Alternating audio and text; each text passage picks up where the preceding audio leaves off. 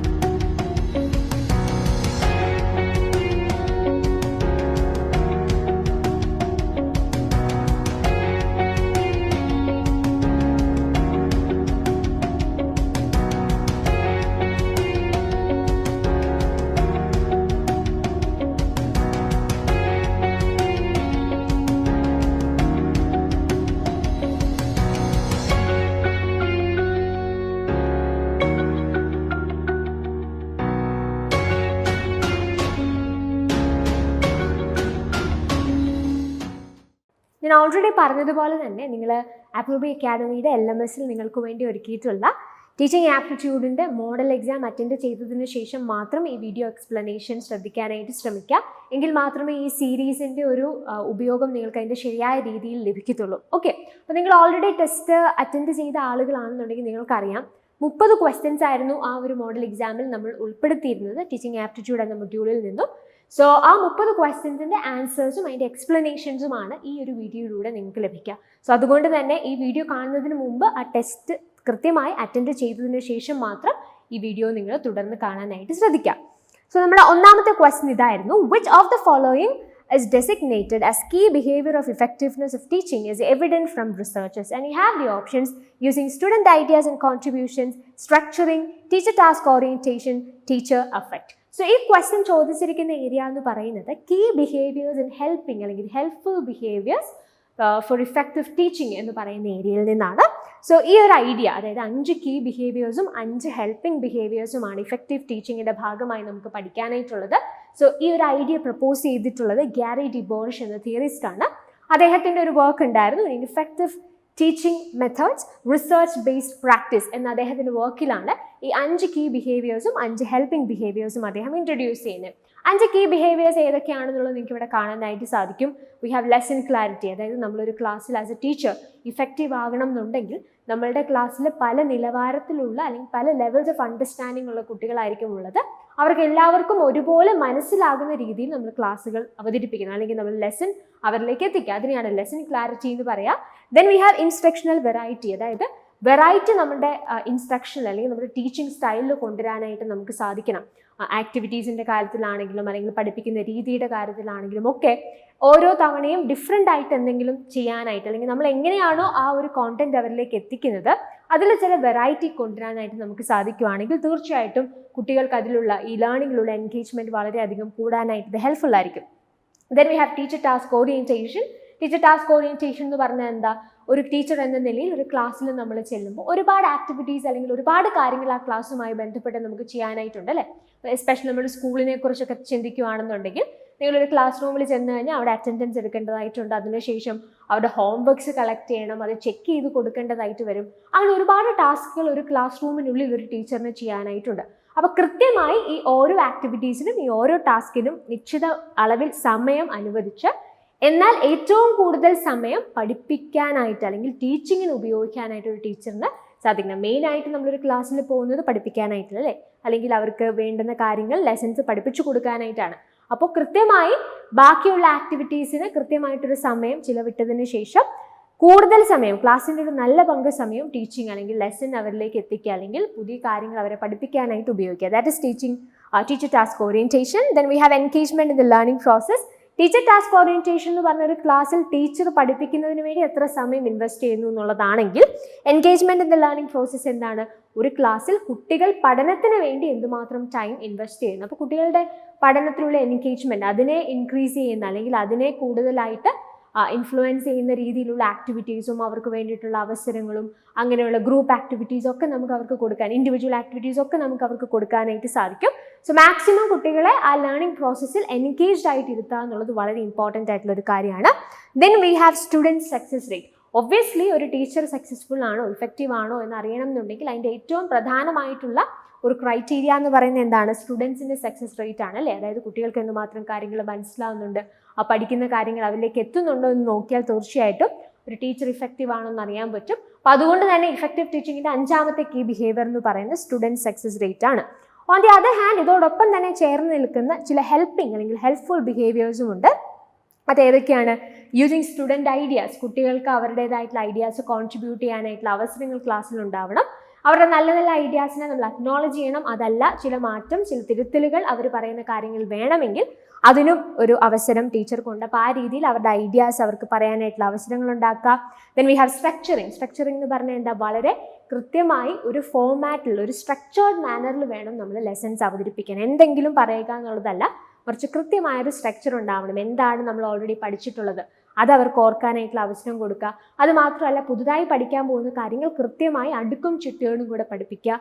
Already പഠിപ്പിച്ച കാര്യങ്ങളുമായി relate ചെയ്ത് അവർക്ക് പഠിക്കാൻ പറ്റുന്ന കാര്യങ്ങളാണെങ്കിൽ അങ്ങനെ ലിങ്ക് ചെയ്യാൻ അവരെ സഹായിക്കുക. അങ്ങനെ വളരെ സ്ട്രക്ചേർഡ് ആയിട്ടുള്ള ഒരു രീതിയിലായിരിക്കണം നമ്മൾ ലെസൺസ് അവതരിപ്പിക്കേണ്ടത്. അടുത്ത ഹെൽപ്പിംഗ് ബിഹേവിയർ എന്ന് പറയുന്നത് ക്വസ്റ്റനിങ് ആണ്. അതായത് നമുക്ക് ഡിഫറെൻറ്റ് ടൈപ്സ് ഓഫ് ക്വസ്റ്റനിങ് ഉണ്ട് അല്ലേ, ഡിഫറെൻറ്റ് ടൈപ്സ് ഓഫ് ക്വസ്റ്റ്യൻസ് ഉണ്ട്. അപ്പോൾ ആ ക്വസ്റ്റ്യൻസ് എല്ലാം നമ്മൾ ക്ലാസ്സിൽ ഉപയോഗിക്കുക. സോ ദാറ്റ് അവരോട് ക്വസ്റ്റ്യൻസ് ചോദിക്കുക, അവർക്ക് അതിനുള്ള ഉത്തരങ്ങൾ തരാനായിട്ട് സാധിക്കുന്ന രീതിയിലുള്ള അവസരങ്ങൾ ഒരുക്കി കൊടുക്കുക. So questioning is very important. അത് മാത്രമല്ല പ്രോബിങ് എന്ന് പറയുന്ന ഒരു കാര്യം വളരെ ഇമ്പോർട്ടൻ്റ് ആണ്. അതായത് അവരുടെ സ്വന്തം വാക്കുകളിൽ അവരുടെ അഭിപ്രായങ്ങൾ, അവരുടെ ഐഡിയാസ് ഷെയർ ചെയ്യാനായിട്ടുള്ള അവസരങ്ങൾ കൊടുക്കുക. നമുക്കൊരു ക്ലാസ് റൂമിൽ നമ്മളായിരിക്കുന്ന സമയത്ത് എല്ലാ കാര്യങ്ങളും അവർക്ക് വളരെ എക്സ്പ്ലിസിറ്റ് ആയിട്ട് അവരിലേക്ക് കൊടുക്കുക എന്നുള്ളതല്ല, മറിച്ച് അവിടെ ചില അവർക്ക് തന്നെ കണ്ടെത്താനായിട്ടുള്ള ചില കാര്യങ്ങൾ അല്ലെങ്കിൽ അവരുടെ ഒരു ഡിസ്കവറി അല്ലെങ്കിൽ സ്വന്തമായിട്ട് നോളജ് അക്വയർ ചെയ്യാനായിട്ടുള്ള ആഗ്രഹമൊക്കെ അവരിൽ ഉണ്ടാക്കിയെടുക്കുന്ന രീതിയിൽ അവർക്ക് സ്വന്തമായ കാര്യങ്ങൾ കണ്ടെത്താനായിട്ടുള്ള ചില ഗ്യാപ്സ് എപ്പോഴും നമ്മൾ പഠിപ്പിക്കുമ്പോൾ കൊടുക്കുന്നത് വളരെ നല്ലതാണ്. പഠിപ്പിക്കേണ്ട കാര്യങ്ങൾ പഠിപ്പിക്കണം, പക്ഷെ എല്ലാം പഠിപ്പിക്കൊരു സ്പൂൺ ഫീഡിങ് ആവാതെ മറിച്ച് അവർക്ക് സ്വന്തമായി കണ്ടെത്താനായിട്ടുള്ള അവരുടേതായിട്ടുള്ള രീതിയിൽ കാര്യങ്ങളെ മനസ്സിലാക്കാൻ, അതിനെക്കുറിച്ച് സംസാരിക്കാനൊക്കെയുള്ള അവസരങ്ങൾ കൊടുക്കുന്നത് തീർച്ചയായിട്ടും വളരെ നല്ല കാര്യമായിരിക്കും. And finally we have teacher affect. That means ഇപ്പോൾ നമുക്കറിയാം ടീച്ചറിനെ അല്ലെങ്കിൽ ഒരു ടീച്ചിങ് എന്ന് പറയുന്ന ഈ ഒരു ആർട്ടിനെ ഇതിനെ കൂടുതൽ ഇഫക്റ്റീവ് ആക്കുന്ന വളരെ പ്രധാനപ്പെട്ട ഒരു കാര്യമാണ് ടീച്ചറും സ്റ്റുഡൻറ്റും തമ്മിലൊരു റിലേഷൻഷിപ്പ് എന്ന് പറയുന്നത് അല്ലേ. അപ്പോൾ നല്ലൊരു ഹെൽത്തി റിലേഷൻഷിപ്പ് കീപ്പപ്പ് ചെയ്യാൻ, സ്റ്റുഡൻസുമായിട്ട് നല്ലൊരു ബന്ധം കീപ്പപ്പ് ചെയ്യാനായിട്ട് ഒരു ടീച്ചറിന് സാധിക്കണം. സോ ടീച്ചർ അഫക്റ്റും വളരെ പ്രധാനപ്പെട്ട ഒരു ഹെൽപ്പിംഗ് ബിഹേവിയർ തന്നെയാണ്. Coming back to our question, ഇവിടെ നമ്മളോട് ചോദിച്ചിരിക്കുന്നത് എന്താ? ഈ തന്നിരിക്കുന്ന ഓപ്ഷൻസിൽ കീ ബിഹേവിയർ ഏതാണെന്ന് ഐഡൻറ്റിഫൈ ചെയ്യുക എന്നുള്ളതായിരുന്നു ക്വസ്റ്റ്യൻ.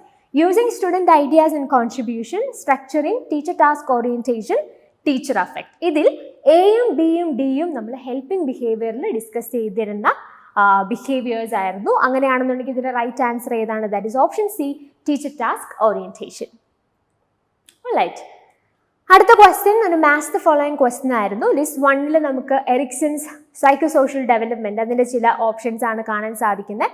അതുമായി റിലേറ്റ് ചെയ്യുന്ന ചില സ്റ്റേജസ് ആണ് നമുക്ക് ലിസ്റ്റ് 2 തന്നിരിക്കുന്നത്. ഓക്കെ, അപ്പം ഈ ഒരു ക്വസ്റ്റ്യൻ ആൻസർ ചെയ്യണമെന്നുണ്ടെങ്കിൽ ഒബ്വിയസ്ലി എറിക്സന്റെ സൈക്കോ സോഷ്യൽ ഡെവലപ്മെൻറ്റ് തിയറി എന്താണെന്നുള്ളത് അറിയണം. അതിനുശേഷം നമുക്ക് ഈ ഒരു ക്വസ്റ്റ്യൻ വളരെ ഈസി ആയിട്ട് ആൻസർ ചെയ്യാനായിട്ട് സാധിക്കും. അപ്പോൾ ജസ്റ്റ് നമുക്ക് ഈ തിയറിനെ കുറിച്ചൊരു ഓവറോൾ ഐഡിയ എന്താണെന്ന് നോക്കാം. അല്ലെങ്കിൽ ഈ ഒരു ക്വസ്റ്റ്യൻ ആൻസർ ചെയ്യാനായിട്ട് എറിക്സന്റെ സൈക്കോ സോഷ്യൽ ഡെവലപ്മെൻറ്റ് തിയറിയുമായി ബന്ധപ്പെട്ട എന്തൊക്കെ കാര്യങ്ങളാണ് നമ്മൾ മനസ്സിലാക്കേണ്ടതെന്ന് നമുക്ക് നോക്കാം. സോ എറിക്സൺ എന്ന് പറയുന്ന തിയറീസാണ്, അദ്ദേഹമാണ് ഇങ്ങനെ ഒരു ഐഡിയ പ്രപ്പോസ് ചെയ്യുന്നത്.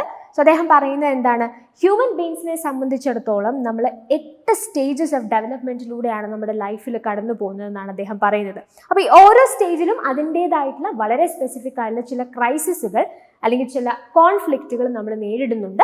അപ്പോൾ ആ കോൺഫ്ലിക്റ്റ് അല്ലെങ്കിൽ ക്രൈസിസിനെ അത് ഓരോ സ്റ്റേജിലും നമുക്കുണ്ട്. 8 സ്റ്റേജസിലൂടെയും നമ്മൾ കടന്നു പോകുമ്പോൾ ചില ക്രൈസിസുകൾ നമ്മൾ നേരിടുന്നു. ഈ ഓരോ ക്രൈസിസും ആ പെർട്ടിക്കുലർ സ്റ്റേജിൽ കൃത്യമായി റിസോൾവ് ചെയ്യപ്പെടേണ്ടവയാണ്. അത് റിസോൾവ് ചെയ്തിട്ട് വേണം നമ്മൾ നെക്സ്റ്റ് സ്റ്റേജിലേക്ക് കടന്നു പോകാൻ. അതാണ് അതിൻ്റെ, അല്ലെങ്കിൽ ആ ക്രൈസിസുകൾ അത് ഡിമാൻഡ് ചെയ്യുന്നു. ഓക്കെ, അപ്പോൾ എറിക്സൺ പറയുന്നത് എന്താണെന്ന് വെച്ചിട്ടുണ്ടെങ്കിൽ ഈ ഓരോ സ്റ്റേജിലുമുള്ള നമ്മുടെ ക്രൈസിസുകളെ അല്ലെങ്കിൽ നമ്മളുടെ ഈ കോൺഫ്ലിക്റ്റുകളെ സക്സസ്ഫുൾ ആയിട്ട് നമുക്ക് അതിനെ കൈകാര്യം ചെയ്യാൻ, അതിനെ കംപ്ലീറ്റ് ചെയ്യാനായിട്ട് സാധിച്ചാൽ വളരെ ഒരു ഹെൽത്തി പേഴ്സണാലിറ്റി നമ്മളിൽ ഉണ്ടാവും. അങ്ങനെ അല്ലെങ്കിൽ അങ്ങനെ ഒരു പേഴ്സണാലിറ്റി ക്രിയേറ്റ് ചെയ്തെടുക്കാനായിട്ട് നമുക്ക് തീർച്ചയായിട്ടും അത് സഹായകരമാണ്. അത് മാത്രമല്ല നമ്മുടെ intra personal as well as Inter personal relationship, അതിലൊക്കെ തീർച്ചയായിട്ടും നമുക്കൊരു ഹെൽത്തി രീതിയിലുള്ള റിലേഷൻഷിപ്പ് കീപ്പപ്പ് ചെയ്യാൻ, നല്ലൊരു പേഴ്സണാലിറ്റി ഉണ്ടാക്കിയെടുക്കാനൊക്കെ അത് ഹെൽപ്ഫുൾ ആവും എന്നാണ് പറയുന്നത്. ഓൺ ദി അതർ ഹാൻഡ്, ഇപ്പോൾ ഈ പെർട്ടിക്കുലർ നമ്മൾ പറഞ്ഞു 8 സ്റ്റേജസ് ഉണ്ടെന്ന് പറഞ്ഞു, ഓരോ സ്റ്റേജസിനും അതിൻ്റേതായിട്ടുള്ള ക്രൈസിസുകൾ ഉണ്ടെന്ന് പറഞ്ഞു. അപ്പോൾ കൃത്യമായി ഈ ഓരോ സ്റ്റേജിൻ്റെയും പ്രശ്നങ്ങളെ നമുക്ക് റിസോൾവ് ചെയ്യാൻ സാധിച്ചില്ലെങ്കിൽ ഭാവിയിൽ ഈ പറയുന്ന പ്രശ്നങ്ങൾ നമ്മുടെ പേഴ്സണാലിറ്റിയിൽ പല രീതിയിൽ വരാനായിട്ട്, അല്ലെങ്കിൽ അതിൻ്റെ പല രീതിയിൽ അത് നമ്മുടെ പേഴ്സണാലിറ്റിയിൽ റിഫ്ലക്റ്റ് ചെയ്യാനായിട്ട് സാധ്യതയുണ്ട്. അപ്പോൾ നമുക്ക് 8 സ്റ്റേജസും ആ ഓരോ സ്റ്റേജസിൻ്റെയും കോൺഫ്ലിക്റ്റുകളും എന്താണെന്ന് നോക്കാം. അപ്പോൾ ഇതുമായിട്ട് ബന്ധപ്പെട്ട് എറിക്സന്റെ തിയറിയുമായിട്ട് ബന്ധപ്പെട്ട് ഈ കോൺഫ്ലിക്റ്റുകൾ വളരെ പ്രധാനപ്പെട്ടതാണ്. അത് മാത്രമല്ല ഈ ഓരോ സ്റ്റേജിലും നമ്മൾ പഠിക്കുന്ന ചില വേർച്യൂസ് ഉണ്ട്. ഈ ഓരോ സ്റ്റേജിലും നമ്മളുടെ ജീവിതത്തിൽ നടക്കുന്ന ചില ഇമ്പോർട്ടൻ്റ് ആയിട്ടുള്ള ഇവൻറ്റ്സ് ഉണ്ട്. അതൊക്കെ പ്രധാനപ്പെട്ടതാണ്. നമ്മളിപ്പോൾ ജസ്റ്റ് ആ സ്റ്റേജസും ബേസിക് കോൺഫ്ലിക്ട്സുമാണ് ഈ ഒരു ക്വസ്റ്റ്യനുമായിട്ട് റിലേറ്റ് ചെയ്ത് നോക്കുന്നത്. ഓക്കെ, അപ്പോൾ സ്റ്റേജസ് നിങ്ങൾ നോക്കിയാൽ ഏതൊക്കെ നമുക്ക് കാണാൻ പറ്റുന്നത്: infant, early childhood, pre school, school age, adolescence, young adulthood, middle adulthood and maturity. ഇങ്ങനെ പല സ്റ്റേജസ് ആയിട്ട് നമുക്ക് നമ്മുടെ ഈ ലൈഫിനെ 8 സ്റ്റേജുകളായിട്ട് തരംതിരിക്കാനായിട്ട് സാധിക്കും. അപ്പോൾ ചില ഏജ് ഗ്രൂപ്പ്സ് നിങ്ങൾക്ക് ഇവിടെ കാണാൻ പറ്റും. ബേർത്ത് ടു 18 months ആണ് ഇൻഫൻറ്റ് എന്ന് പറയുന്നത്. ഏർലി ചൈൽഡ്ഹുഡ് എന്ന് പറയുന്നത് 2 to 3 years ആണ്. Pre school is 3 to 5 years. അങ്ങനെ ആ ഏജ് ഗ്രൂപ്പ് നിങ്ങൾക്ക് കാണാം. ഇതിൽ ഈ young adulthood and middle adulthood, ഇവിടെ യങ് അഡൽഹുഡിൻ്റെ 19 to 14 years ആണ് മെൻഷൻ ചെയ്തിരിക്കുന്നത്.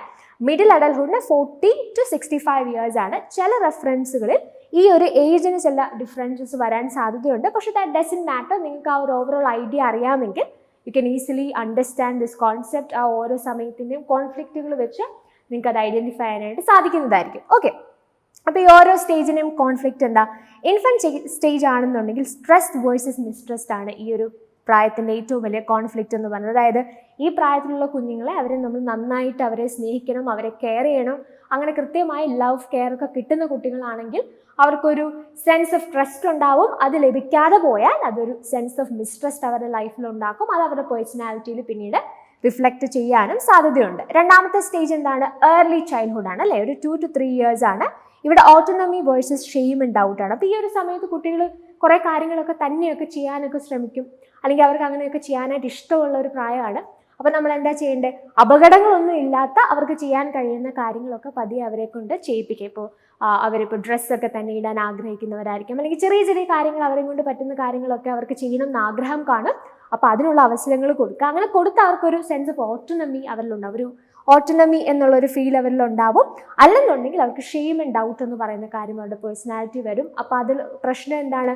പിന്നീട് ലൈഫിൽ എന്ത് ചെയ്താലും അവർക്ക് ആ ഒരു ഷെയിം, അല്ലെങ്കിൽ എന്ത് ചെയ്താലും ഒരു ഡൗട്ട്ഫുൾ ആയിരിക്കും. അവന് ഞാൻ ചെയ്താൽ ശരിയാവോ, അല്ലെങ്കിൽ എന്ത് ചെയ്യാനും അവർക്കൊരു ഷെയിം അവരുടെ ലൈഫിൽ അവരുടെ പേഴ്സണാലിറ്റിയിൽ വരാൻ സാധ്യതയുണ്ട്. പ്രീ സ്കൂളിൽ എന്താ സംഭവിക്കുന്നത്? ഒരു 3 to 5 years ആണ് അവരുടെ പ്രീ സ്കൂൾ എന്ന് പറയുന്നത്.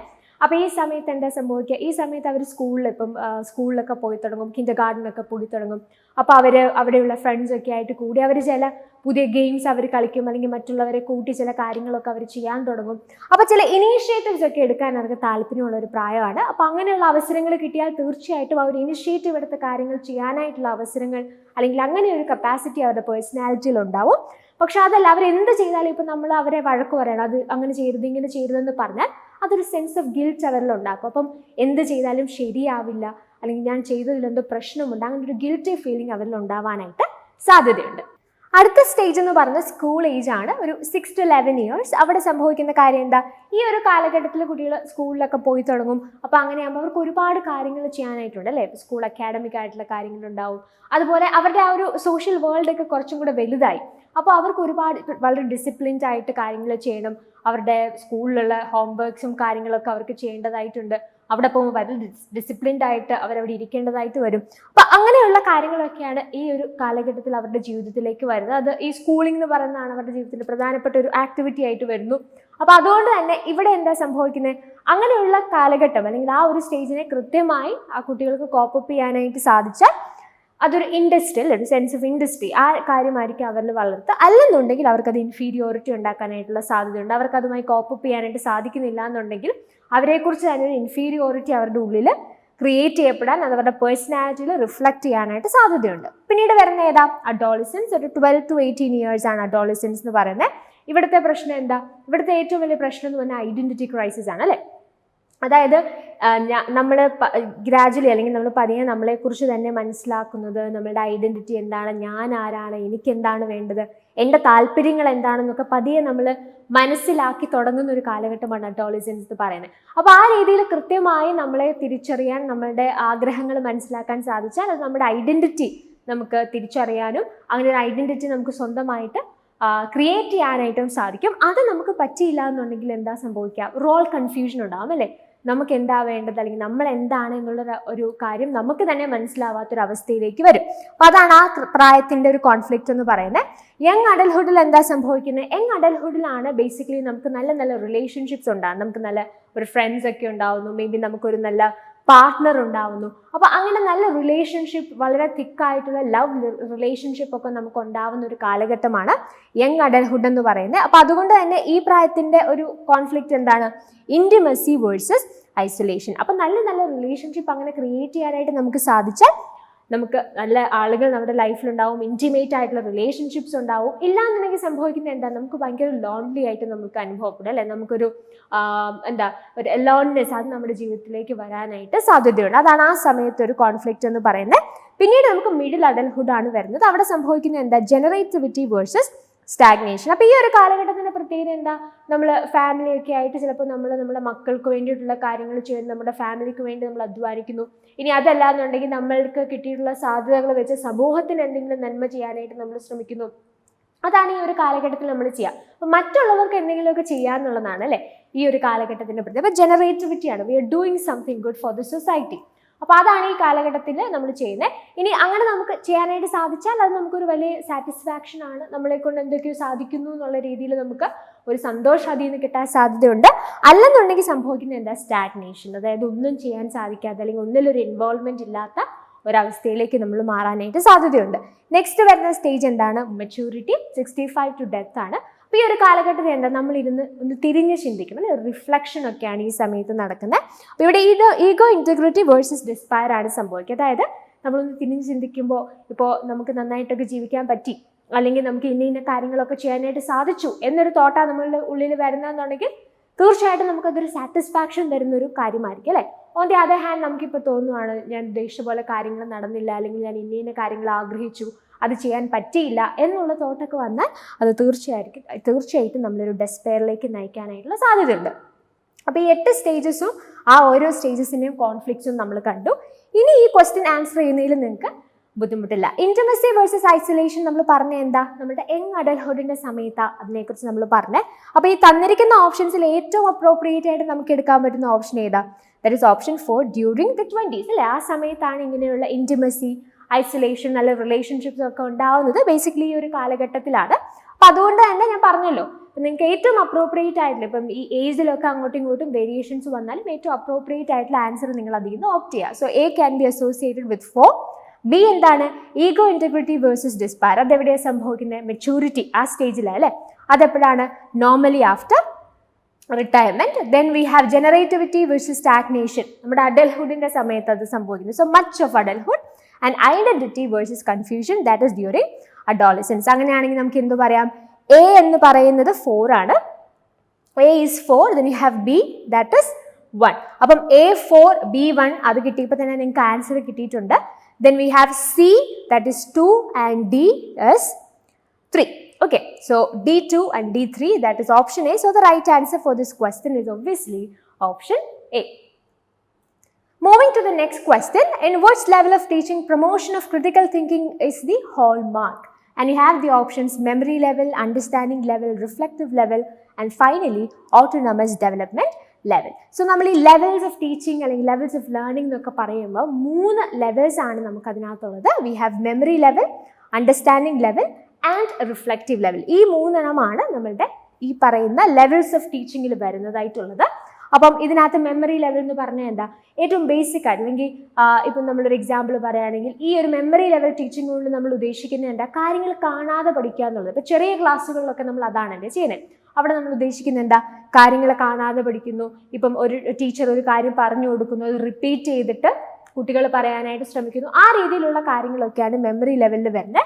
അത് മാത്രമല്ല, ഇപ്പം നമ്മളൊരു കാര്യം കേട്ട് കഴിയുമ്പോൾ അതിനെ സിസ്റ്റമാറ്റിക് ആയിട്ട് ഓർഡർ ചെയ്യും. ഇപ്പം നമുക്കൊരു കാര്യം കാണാതെ പഠിക്കണം എന്നുണ്ടെങ്കിൽ കൃത്യമായി അതിനെ സിസ്റ്റമാറ്റിക് ആയിട്ട് നമുക്ക് അതിനെ ഇങ്ങനെ അറേഞ്ച് ചെയ്യാനായിട്ട് പറ്റണം അല്ലേ. അപ്പോൾ സിസ്റ്റമാറ്റിക് ആയിട്ട് കാര്യങ്ങൾ അറേഞ്ച് ചെയ്യുക, കാര്യങ്ങൾ കാണാതെ പഠിക്കുക, മെമ്മറൈസ് ചെയ്യുക, അങ്ങനെയുള്ള കാര്യങ്ങളൊക്കെയാണ് മെമ്മറി ലെവൽ ടീച്ചിങ്ങിൻ്റെ ഔട്ട്കം ആയിട്ട് നമ്മൾ പ്രതീക്ഷിക്കുന്നത്. അപ്പം സിസ്റ്റമാറ്റിക് ആയിട്ട് കാര്യങ്ങൾ ചെയ്യുന്നു, അല്ലെന്നുണ്ടെങ്കിൽ മെമ്മറൈസേഷൻ, ഇങ്ങനത്തെ വാക്കുകളൊക്കെ കണ്ടാൽ നിങ്ങൾ അത് ഏതുമായിട്ട് കണക്ട് ചെയ്യണം, മെമ്മറി ലെവലുമായിട്ട് കണക്ട് ചെയ്യണം.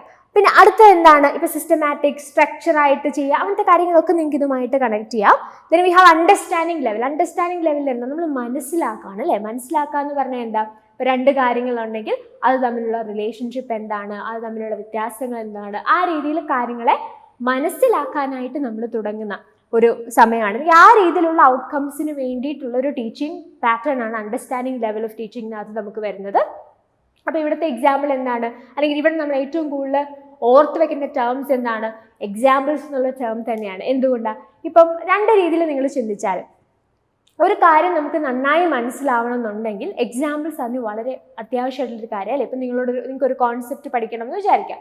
ആ കോൺസെപ്റ്റ് നന്നായി മനസ്സിലാവണം എന്നുണ്ടെങ്കിൽ ആ കോൺസെപ്റ്റുമായി ബന്ധപ്പെട്ട് ചില എക്സാമ്പിൾസും കൂടെ ഒന്ന് നോക്കിയാൽ അത് വളരെ തറവായിട്ട് നിങ്ങൾക്ക് മനസ്സിലാക്കാനായിട്ട് സാധിക്കും.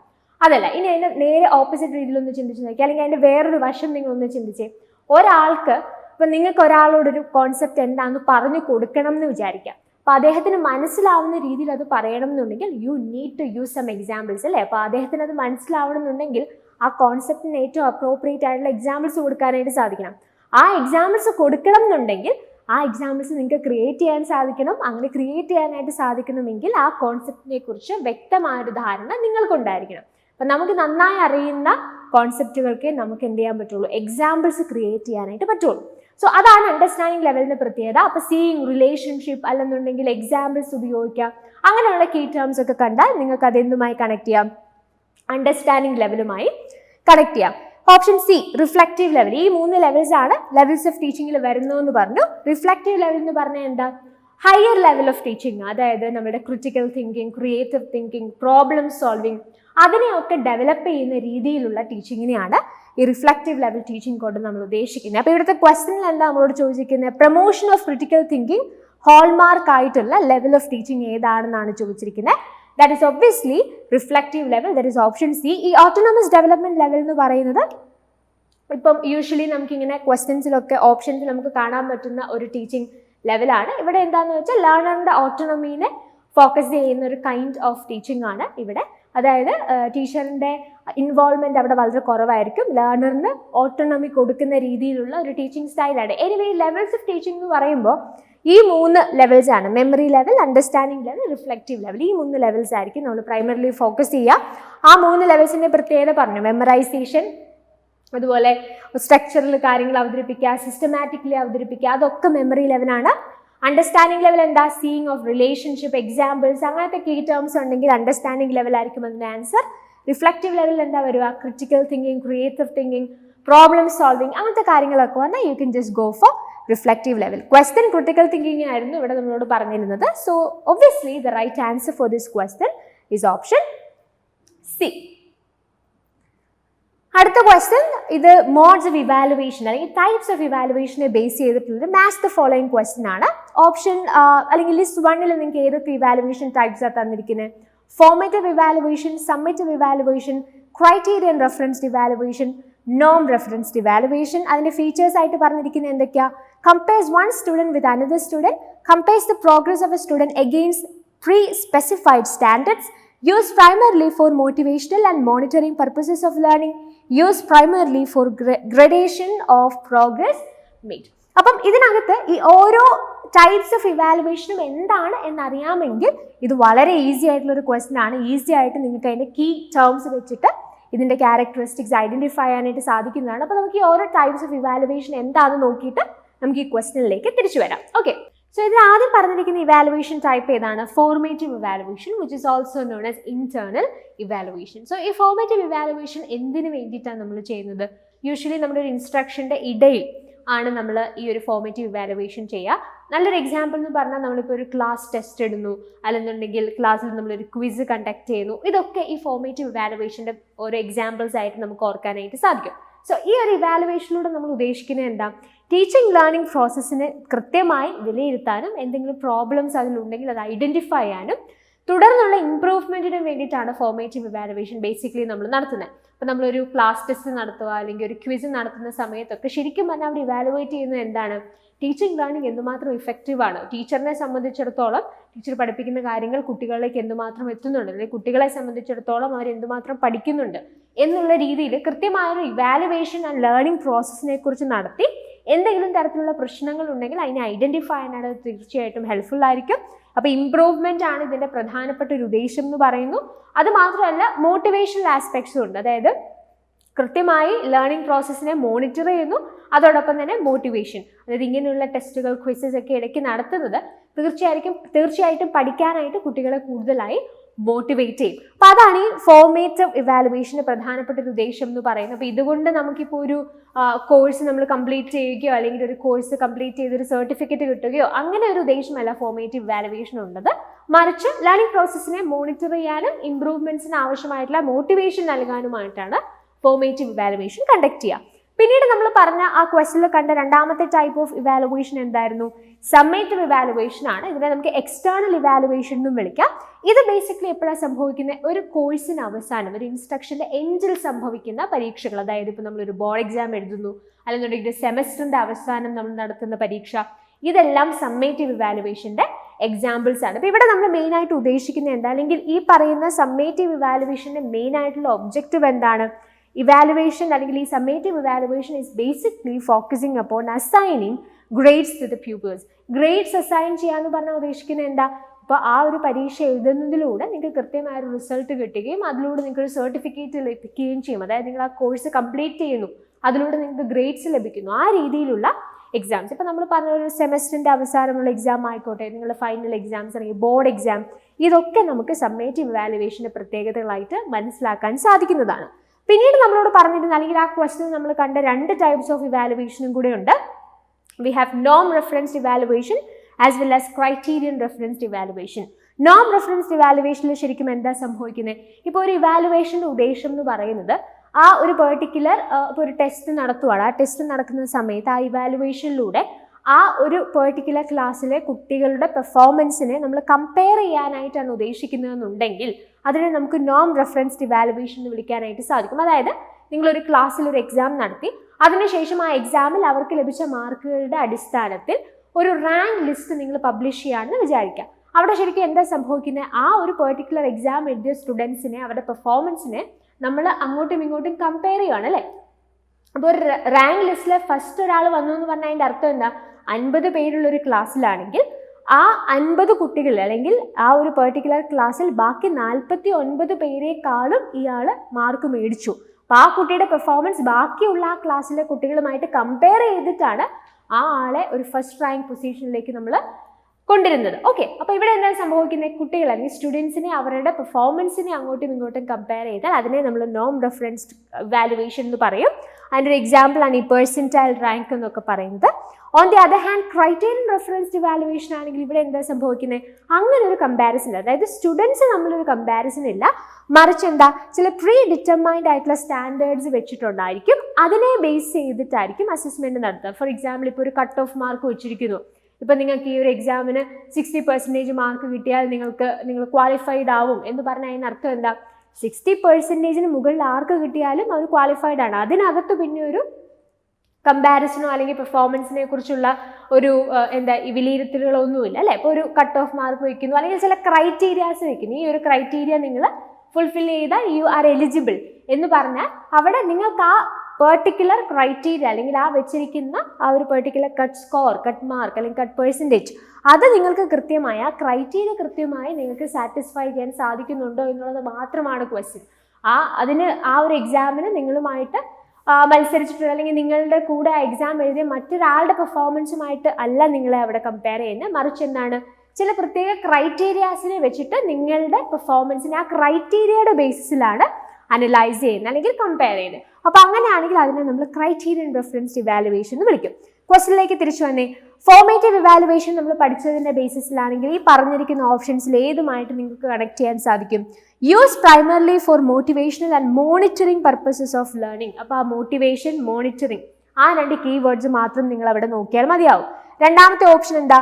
Summative evaluation. B summative evaluation ആണ്. അത് നിങ്ങൾക്ക് ഏതുമായി കണക്ട് ചെയ്യാം? Use primarily for gradation of progress made. Grades assign ചെയ്യാന്നുള്ളതാ അതിൻ്റെ ഉദ്ദേശം നമ്മൾ പറഞ്ഞു. അടുത്തത് ക്രൈറ്റീരിയൻ റെഫറൻസ് ഇവാലുവേഷൻ ആണെങ്കിലോ compares the progress of a student against pre specified standards. Criterias അല്ലെങ്കിൽ പ്രീ സ്പെസിഫൈഡ് സ്റ്റാൻഡേർഡ്സിന്റെ ബേസിലായിരിക്കും കുട്ടികളുടെ പ്രോഗ്രസിനെ കമ്പയർ ചെയ്യുന്നത്. നോം റെഫറൻസ് ഇവാലുവേഷൻ ആണെങ്കിലോ compares one student with another student. ഒരു കുട്ടിയെ മറ്റൊരു കുട്ടിയുമായി കമ്പയർ ചെയ്യുന്നു. ദാറ്റ് ഇസ് നോം റെഫറൻസ് ഇവാലുവേഷൻ. അപ്പോൾ അങ്ങനെയാണെങ്കിൽ റൈറ്റ് ആൻസർ ഏതാ? A3, B4, C2 and D1. That is option B. So the right answer for this question is option B itself. All right. അടുത്ത ചോദ്യം, who proposed theory of meaningful verbal learning? And you have the options Benjamin Bloom, Jerome Bruner, Lawrence Kohlberg and David Ausubel. അപ്പോൾ ഇതൊരു teaching learning തിയറിയിൽ നിന്നുള്ളൊരു question ആണ്. Meaning verbal learning എന്ന theory propose ചെയ്തത് ആര് എന്നുള്ളതാണ് ക്വസ്റ്റ്യൻ. സോ ഈ ഒരു പർട്ടിക്കുലർ തിയറി പ്രപ്പോസ് ചെയ്തത് ഡേവിഡ് പോൾ ഓസബിൾ ആണ്. അദ്ദേഹം റിസപ്ഷൻ ലേണിങ്ങിനെ സപ്പോർട്ട് ചെയ്യുന്ന അല്ലെങ്കിൽ റിസപ്ഷൻ ലേണിങ്ങിന് ഇമ്പോർട്ടൻസ് ആണ് ഈ ഒരു പെർട്ടിക്കുലർ ടൈപ്പ് ഓഫ് ലേണിങ്ങിലൂടെ, മീനിങ് വെർബൽ ലേണിംഗ് എന്ന തിയറിയിലൂടെ അദ്ദേഹം പറയുന്നത്. അതായത് റോട്ട് ലേണിംഗ് എന്നൊക്കെ നമ്മൾ കേട്ടിട്ടുണ്ടാവും. കാര്യങ്ങൾ കാണാതെ പഠിക്കുക, റിപ്പീറ്റ് ചെയ്ത് പറഞ്ഞു പഠിക്കുക, അതാണ് ബേസിക്കലി റോട്ട് ലേണിംഗ്. അപ്പം മെമ്മറൈസേഷൻ അല്ലെങ്കിൽ റോട്ട് ലേണിംഗ് അല്ല, മറിച്ച് റിസപ്ഷൻ ലേണിംഗ് ആണ് ആവശ്യമെന്നാണ് ഡേവിഡ് പോൾ ഓസബിൾ പറഞ്ഞതെന്ന് പറഞ്ഞാൽ എന്താ, നമ്മൾ കാര്യങ്ങൾ മനസ്സിലാക്കി പഠിക്കുന്ന രീതിയിലേക്ക് മാറേണ്ടതായിട്ടുണ്ട്. അതാണ് നമുക്ക് മീനിങ് ആയിട്ട് കാര്യങ്ങൾ മനസ്സിലാക്കാൻ ലോങ് ടേം നമ്മുടെ മൈൻഡിൽ, നമ്മുടെ മെമ്മറിയിൽ സൂക്ഷിക്കാനായിട്ട് അത് തന്നെയായിരിക്കും ഹെൽപ്ഫുൾ ആയിട്ടുള്ള മെത്തേഡ് എന്നാണ് ഡേവിഡ് പോൾ ഓസബിൾ പറയുന്നത്. അപ്പോൾ അദ്ദേഹം ഈ മീനിങ് വെർബൽ ലേണിംഗ് കൊണ്ട് പറയുന്നത് എന്താ, one must relate new knowledge to that he already knows. അതായത് നമ്മളൊരു പുതിയ കാര്യം പഠിക്കുമ്പോൾ ആ പുതിയ കാര്യത്തെ നമ്മൾക്ക് ഓൾറെഡി അറിയുന്ന കാര്യങ്ങളുമായി ബന്ധപ്പെടുത്തി അല്ലെങ്കിൽ റിലേറ്റ് ചെയ്ത് പഠിക്കണം. എങ്കിൽ അത് നന്നായി നമുക്ക് മനസ്സിലാവാനും കുറേ നാൾ നമ്മുടെ മൈൻഡിൽ കീപ്പ് ചെയ്യാനും നമുക്ക് സാധിക്കും എന്നുള്ളതാണ് ഡേവിഡ് പോൾ ഓസബിളിൻ്റെ ഐഡിയ എന്ന് പറയുന്നത്. The theory claims that new concepts to be learned can be incorporated into more inclusive concepts or ideas. ഇപ്പോൾ ഇവിടെ പറയുന്നത് എന്താ, ഈ തിയറി പറയുന്നത് ഇങ്ങനെയാണ്, പുതിയ കോൺസെപ്റ്റുകൾ, അതായത് നമ്മൾ പഠിക്കുന്ന പുതിയ കോൺസെപ്റ്റുകളെ ഒരു മോർ ഇൻക്ലൂസീവ് അല്ലെങ്കിൽ ബ്രോഡ് കോൺസെപ്റ്റ് ഓഫ് ഐഡിയാസിലേക്ക് നമുക്ക് ലിങ്ക് ചെയ്യാം, ഇൻകോർപ്പറേറ്റ് ചെയ്യാമെന്നാണ് പറയുന്നത്. ഈ പറയുന്ന more inclusive broad concepts or ideas എന്ന് പറയുന്നത് നമുക്ക് ഓൾറെഡി അറിയുന്ന നമ്മുടെ ഒരു കോഗ്നിറ്റീവ് സ്ട്രക്ചർ ഉണ്ട് അല്ലേ, നമുക്ക് ഓൾറെഡി അറിയുന്ന കാര്യങ്ങളുണ്ട്. ആ കാര്യങ്ങളാണ് ഈ more inclusive broad concepts or ideas എന്ന് പറയുന്നത്. അതുമായി നമ്മൾ എന്ത് ചെയ്യണം, നമുക്ക് അറിയുന്ന ഈ പുതുതായി നമ്മൾ പഠിക്കുന്ന കാര്യങ്ങളെ നമ്മൾ ലിങ്ക് ചെയ്യണം. അതാണ് ബേസിക്കലി ഓസബിളിൻ്റെ മീനിങ് വെർബൽ ലേണിംഗ് എന്ന തിയറിയുടെ ഒരു കോർ കോൺസെപ്റ്റ് എന്ന് പറയുന്നത്. അപ്പോൾ ഈ question is a very direct, very simple question. ഈ ഒരു പെർട്ടിക്കുലർ തിയറി ആരാണ് പ്രപ്പോസ് ചെയ്തതെന്ന് ചോദിച്ചിട്ടുള്ളൂ. So that is David Paul Ausubel. That is option D. So the right answer for this question is option D itself. So moving to the next question. ഇതൊരു statement question ആണ്. ഇത് പിയാഷെയുടെ stages of cognitive development എന്ന തിയറിയിൽ നിന്നാണ് ഈ question വന്നിരിക്കുന്നത്. രണ്ട് സ്റ്റേറ്റ്മെൻറ്റ്സ് ആണ് നിങ്ങൾക്ക് കാണാൻ സാധിക്കുന്നത്. Statement 1 says, as per Piaget's stages of cognitive development, the child learns a language and begins to use symbols to represent objects during the pre-operational stage. Statement 2 ഇങ്ങനെയാണ് പറയുന്നത്, as per Piaget's stages of cognitive development, the child learns through reflexes, senses and movement actions on the environment during the formal operational stage. So basically ഇതിനകത്ത് നമ്മൾ ആദ്യം മനസ്സിലാക്കേണ്ടത് ഈ പിയാഷെയുടെ cognitive ഡെവലപ്മെൻറ്റുമായി ബന്ധപ്പെട്ട different stages അദ്ദേഹത്തിൻ്റെ തിയറിയിൽ പറയുന്നുണ്ട്. 4 സ്റ്റേജസ് ആണ് ആ തിയറിയിൽ അദ്ദേഹം മെൻഷൻ ചെയ്യുന്നത്. Sensory motor stage, pre operational stage, concrete operational stage and formal operational stage. ഇപ്പോൾ സെൻസറി മോട്ടോർ സ്റ്റേജ് എന്ന് പറഞ്ഞാൽ ബർത്ത് ടു 2 years ആണ് അതിൻ്റെ time. Pre operational stage 2 to 7 years. Then we have concrete operational stage which starts 7 and it ends in 11 years. And formal operational stage എപ്പോഴാണ് 11 years to adulthood ആണ്. So basically നമ്മുടെ ക്വസ്റ്റിനകത്ത് നമ്മളോട് ചോദിച്ചിരിക്കുന്നത് എന്താ, ഈ language acquisition അല്ലെങ്കിൽ ലാംഗ്വേജ് ഡെവലപ്മെൻറ്റ്, അതോടൊപ്പം തന്നെ സിമ്പിൾസ് ഉപയോഗിച്ച് ഒബ്ജക്ട്സിനെ റെപ്രസെൻറ്റ് ചെയ്യാനായിട്ട് കുട്ടിക്ക് പറ്റുന്ന പ്രായം അല്ലെങ്കിൽ അതിൻ്റെ ഒരു കാലഘട്ടം, ആ ഒരു ഡെവലപ്മെൻറ്റ് സംഭവിക്കുന്നത് പ്രീ ഓപ്പറേഷണൽ സ്റ്റേജിലാണെന്നാണ് നമ്മൾ ക്വസ്റ്റിനകത്ത് പറഞ്ഞിരിക്കുന്നത്. അപ്പോൾ പ്രീ ഓപ്പറേഷണൽ സ്റ്റേജ് എന്ന് പറഞ്ഞാൽ 2 to 7 years ഓഫ് ടൈമാണ്, അല്ലെങ്കിൽ ആ ഏജ് ആണ്. സോ ഒബ്വിയസ്ലി ആ പ്രായത്തിലാണ് കുട്ടികൾ ഈ ലാംഗ്വേജ് അക്വസിഷൻ, അവരുടെ ലാംഗ്വേജ് ഡെവലപ്മെൻറ്റ് സംഭവിക്കുന്നത്. അതുമാത്രമല്ല they start to use symbols to represent objects. അപ്പോൾ അങ്ങനെയാണെന്നുണ്ടെങ്കിൽ സ്റ്റേറ്റ്മെന്റ് 1 ശരിയാണെന്ന് നമുക്ക് പറയാം. സ്റ്റേറ്റ്മെന്റ് 2 പറയുന്നത് എന്താ, as per Piaget stages of cognitive development the child learns to reflexes, senses and movement actions on the environment during the formal operational stage. Formal operational stage എന്ന് പറയുന്നത് 11 വയസ്സ് മുതൽ അഡൽട്ട്ഹുഡ് വരെയുള്ള കാലഘട്ടമാണ്. പക്ഷെ ഇവിടെ നമ്മളോട് സ്റ്റേറ്റ്മെന്റ് 2 പറഞ്ഞിരിക്കുന്ന കാര്യം എന്താ, കുട്ടികൾ റിഫ്ലെക്സസിലൂടെ, സെൻസസിലൂടെയൊക്കെ കാര്യങ്ങൾ മനസ്സിലാക്കുന്ന പ്രായം ഏതാണെന്നാണ് ചോദിച്ചിരിക്കുന്നത്. അത് ബേസിക്കലി അവരുടെ ഏറ്റവും ചെറിയ പ്രായമാണ്, അല്ലെങ്കിൽ ഏറ്റവും ചെറിയ കാലഘട്ടമാണ്. സെൻസറി മോട്ടോർ സ്റ്റേജിലാണ് അത്തരത്തിൽ കുട്ടികൾ ഈ പറയുന്ന നോളജ് അക്വയർ ചെയ്യാം. ഓക്കെ, ഫോർമൽ ഓപ്പറേഷണൽ സ്റ്റേജ് എന്ന് പറയുമ്പോൾ അവർക്ക് കുറച്ചുകൂടെ അവരുടെ തിങ്കിങ് കപ്പാസിറ്റി ഒക്കെ വളർന്നു, കുറച്ചുകൂടെ കാര്യങ്ങൾ മനസ്സിലാക്കുവാനും ഈവൻ അബ്സ്ട്രാക്റ്റ് ആയിട്ടുള്ള ഐഡിയാസിനെ പോലും കുട്ടികൾക്ക് തിരിച്ചറിയാനും മനസ്സിലാക്കാനും കഴിയുന്ന ഒരു കാലഘട്ടമാണ് ഫോർമൽ ഓപ്പറേഷണൽ സ്റ്റേജ് എന്ന് പറയുന്നത്.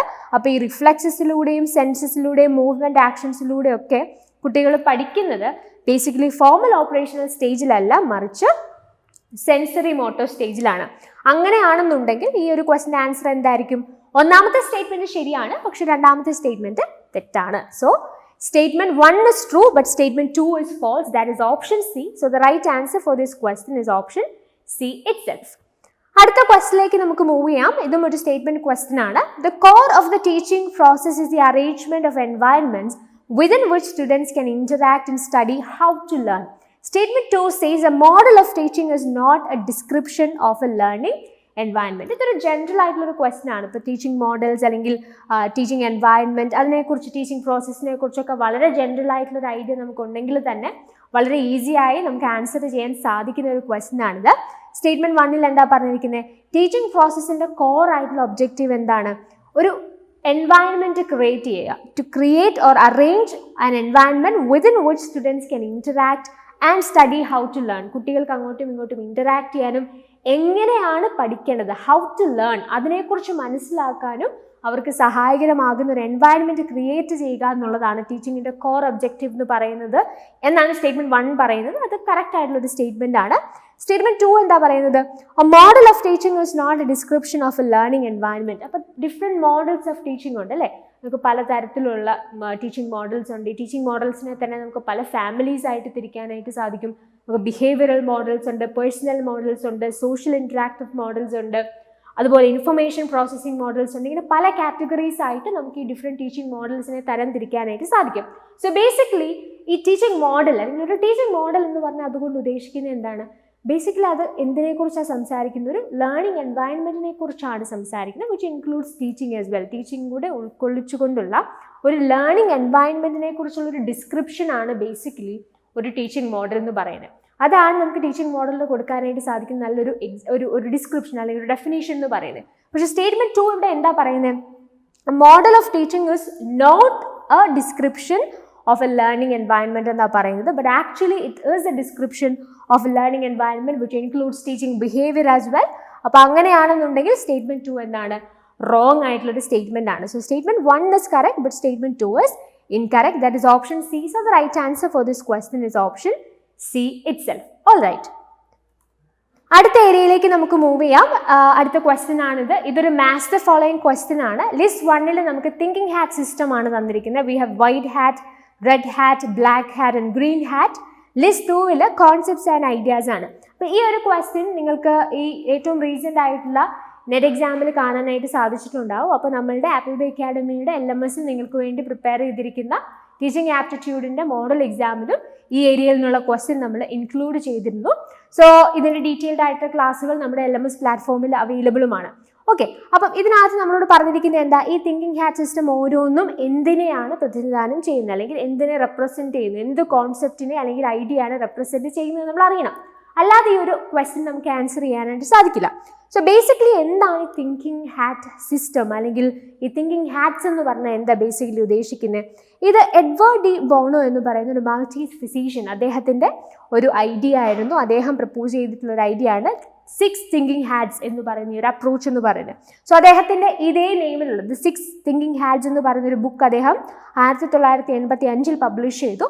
ആ ബുക്കിലാണ് ഈ ഒരു ഐഡിയ അദ്ദേഹം ആദ്യമായിട്ട് പരാമർശിക്കുന്നത്. അപ്പോൾ എന്താണ് ഈ തിങ്കിങ് ഹാറ്റ്സ് എന്ന് പറഞ്ഞാൽ, ബേസിക്കലി നമുക്കറിയാം യൂഷ്വൽ കേസിൽ നമുക്കൊരു ഡിസിഷൻ മേക്കിങ്ങിൻ്റെ ഒരു സിറ്റുവേഷൻ വരുമ്പോഴോ അല്ലെങ്കിൽ നമുക്കൊരു പെർട്ടിക്കുലർ കാര്യത്തെക്കുറിച്ചൊന്ന് അനലൈസ് ചെയ്യണമെങ്കിലോ ഒക്കെ യൂഷ്വലി സംഭവിക്കുന്ന ഒരു കാര്യം എന്താണെന്ന് വെച്ചാൽ, നമ്മൾ ചില പെർസ്പെക്റ്റീവ്സിൽ നിന്നുകൊണ്ട് മാത്രമായിരിക്കും ചിലപ്പോൾ ആ കാര്യത്തെ നമ്മൾ വീക്ഷിക്കുക. അല്ലെങ്കിൽ നമുക്കിപ്പോൾ ഒരു ഡിസിഷൻ എടുക്കണം എന്ന് വിചാരിക്കാം.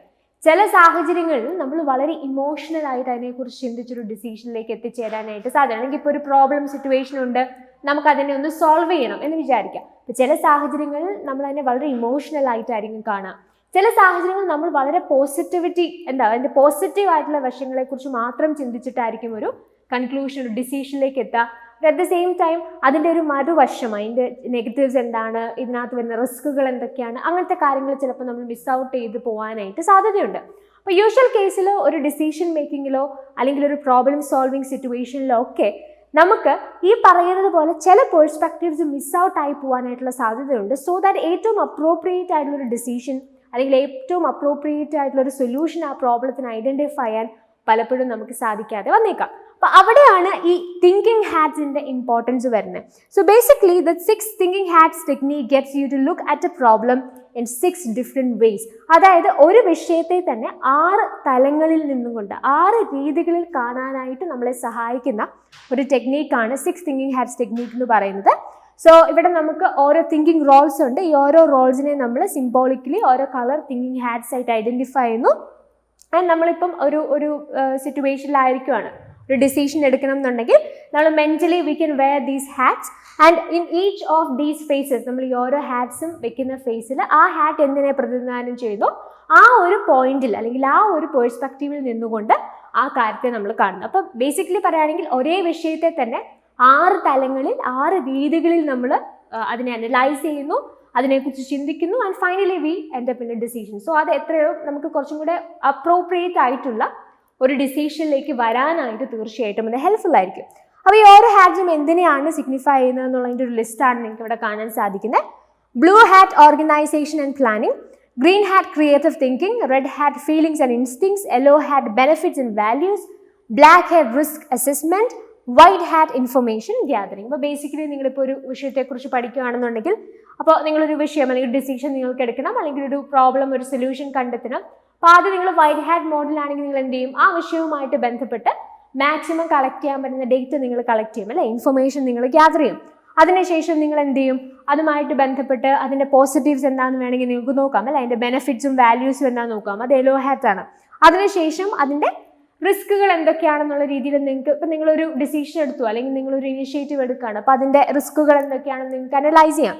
അതിനുശേഷം വേണമെങ്കിൽ നിങ്ങളുടെ ഫീലിങ്സ് ആൻഡ് ഇമോഷൻസ്, അതായത് ഈ ഒരു വിഷയവുമായിട്ട് ബന്ധപ്പെട്ട് ഇമോഷണലി നിങ്ങൾക്കുള്ള ഒപ്പീനിയൻസ് അല്ലെങ്കിൽ നിങ്ങളുടെ തോട്ട്സ് എന്തൊക്കെയാണെന്ന് നിങ്ങൾക്ക് അതുമായി ബന്ധപ്പെട്ട് ചിന്തിക്കാം, അഭിപ്രായങ്ങൾ പറയാം. ആൻഡ് ഓൾസോ നിങ്ങൾക്ക് ക്രിയേറ്റീവ് തിങ്ക് കൊണ്ടുവരും. ഇപ്പം നിങ്ങൾ ഈ ഒരു പ്രോബ്ലത്തിന് ഒരു പെർട്ടിക്കുലർ സൊല്യൂഷൻ കണ്ടെത്തിയിട്ടുണ്ട്, എന്നാൽ അതിലും മെച്ചമായ അതിനേക്കാളും നല്ലൊരു സൊല്യൂഷൻ ഇതിന് കണ്ടെത്താൻ നിങ്ങൾക്ക് സാധിക്കുമോ? So that is creative thinking. അത് ഗ്രീൻ ഹാറ്റിലാണ് വരുന്നത്. അപ്പോൾ ആ ഒരു ഫേസിൽ നിങ്ങൾ അതിനെപ്പറ്റി ചിന്തിക്കുന്നു. ബ്ലൂ ഹാറ്റ് എന്ന് പറഞ്ഞാൽ എന്താ, ഓർഗനൈസേഷൻ ആൻഡ് പ്ലാനിങ്. അതായത് ഈ എൻറ്റയർ സിസ്റ്റം ഉണ്ടല്ലോ, ഈ 6 തിങ്കിങ് ഹാറ്റ് സിസ്റ്റം, അത് കൃത്യമായി നടപ്പിലാവുന്നുണ്ടോ അല്ലെങ്കിൽ അതിനെ എങ്ങനെ നമുക്ക് പ്ലാൻ ചെയ്യാൻ സാധിക്കും, അങ്ങനെയുള്ള കാര്യങ്ങളൊക്കെയാണ് ഈ ബ്ലൂ ഹാറ്റിൽ വരിക. അപ്പോൾ നമ്മൾ ഇങ്ങോട്ട് ഈ ക്വസ്റ്റ്യനിലേക്ക് വരുവാണെങ്കിൽ നമുക്ക് ഡിഫറെൻറ്റ് കോൺസെപ്റ്റ്സ് ആൻഡ് ഐഡിയാസിൽ എന്തൊക്കെയാണ് തന്നിരിക്കുന്നത്? Judgement and caution, the logical negative, അത് ഏതുമായിട്ട് ബന്ധപ്പെട്ടിട്ടായിരിക്കും? ഓപ്ഷൻ സി അല്ലേ, ബ്ലാക്ക് ഹാറ്റ് ആയിരിക്കും. Data gathering, facts, figures, information needs and gaps, data gathering ഏതാണ്? വൈറ്റ് ഹാറ്റ് ആണ്. Provocations, alternatives and creativity proposals, അതേതാണ്? ഗ്രീൻ ഹാറ്റ് ആണ്.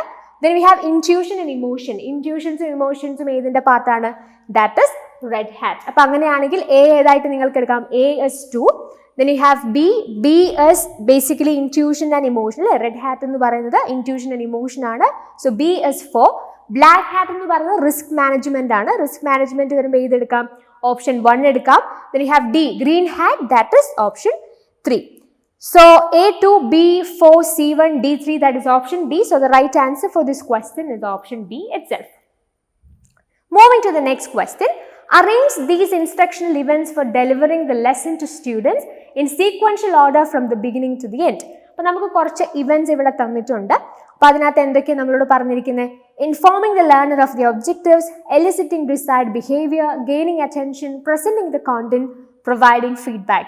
ഇതും ഒരു ടീച്ചിങ് ലേണിംഗ് തിയറിയുടെ ഭാഗമായിട്ട് തന്നെ വരുന്നൊരു കോൺസെപ്റ്റ് ആണ്. ഗ്യാനയുടെ 9 ഇവന്റ്സ് ഓഫ് ഇൻസ്ട്രക്ഷൻ എന്ന ഏരിയയിൽ നിന്നാണ് ഈ ക്വസ്റ്റ്യൻ നമുക്ക് ലഭിച്ചിരിക്കുന്നത്. അപ്പോൾ ബേസിക്കലി റോബർട്ട് ഗ്യാനയുടെ 9 ഇവന്റ്സ് ഓഫ് ഇൻസ്ട്രക്ഷൻ എന്താണ് അദ്ദേഹം പറയുന്നത്? അതായത് നമ്മളൊരു ലെസൺ പ്ലാൻ ചെയ്യുമ്പോൾ അല്ലെങ്കിൽ നിങ്ങളൊരു ക്ലാസ്സിൽ ചെന്ന് ഒരു ലെസൺ, ഒരു ഇൻസ്ട്രക്ഷൻ നിങ്ങൾ കൊടുക്കുന്ന സമയത്ത് അതിൽ 9 ഇവന്റ്സ് ഉൾപ്പെട്ടിട്ടുണ്ട് എന്ന് തീർച്ചയായിട്ടും നമ്മൾ ഉറപ്പ് വരുത്തണം എന്നുള്ളതാണ് ഗ്യാനെ തന്റെ തിയറിയിലൂടെ പറയുന്നത്.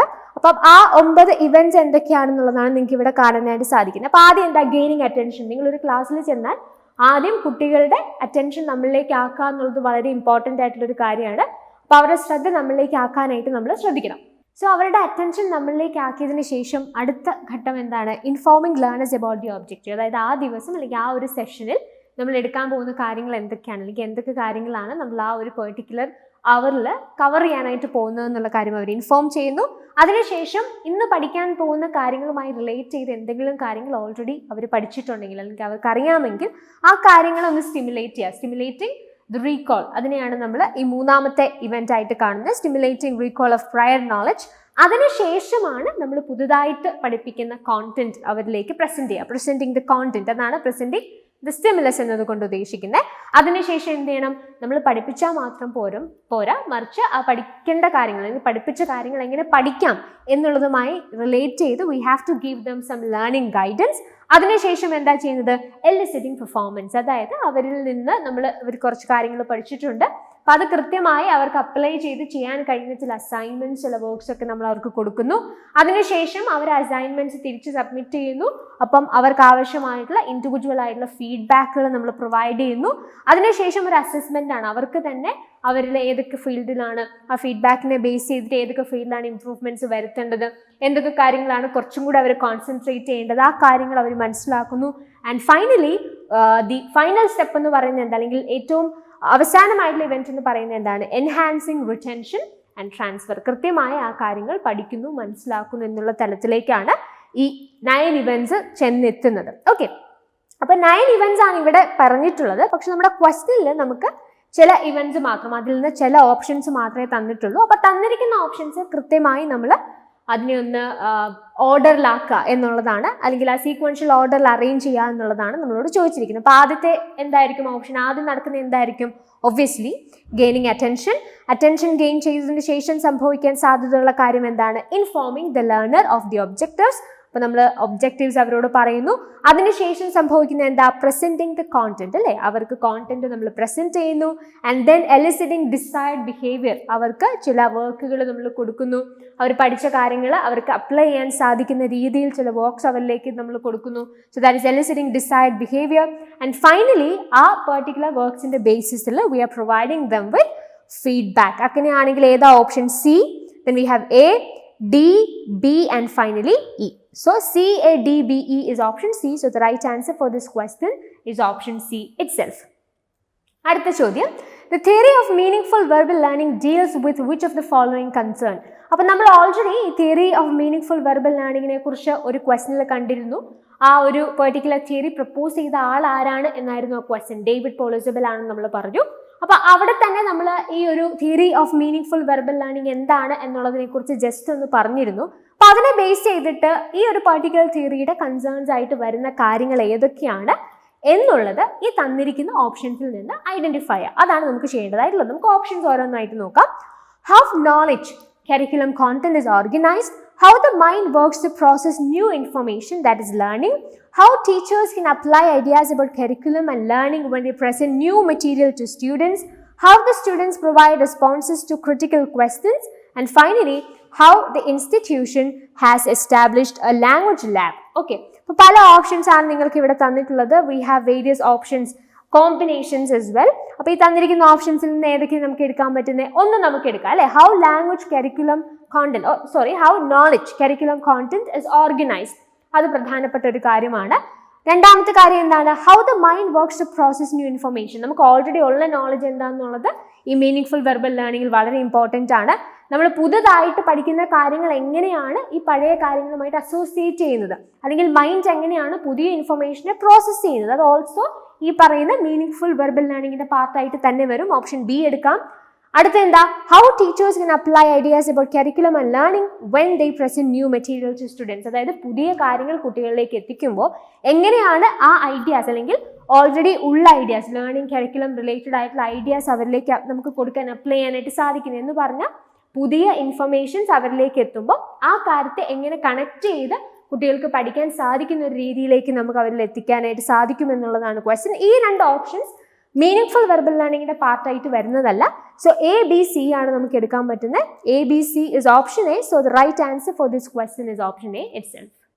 Moving to the next question, which model is designed to provide students with a cognitive structure for comprehending material presented through lectures, readings and other media? And we have the options inductive thinking, mnemonics, scientific inquiry, advanced organizers. So inductive thinking എന്ന് പറഞ്ഞാൽ എന്താ? ഒരു particular കാര്യത്തിൽ നിന്ന് we are moving to a general idea, we are moving to a general conclusion.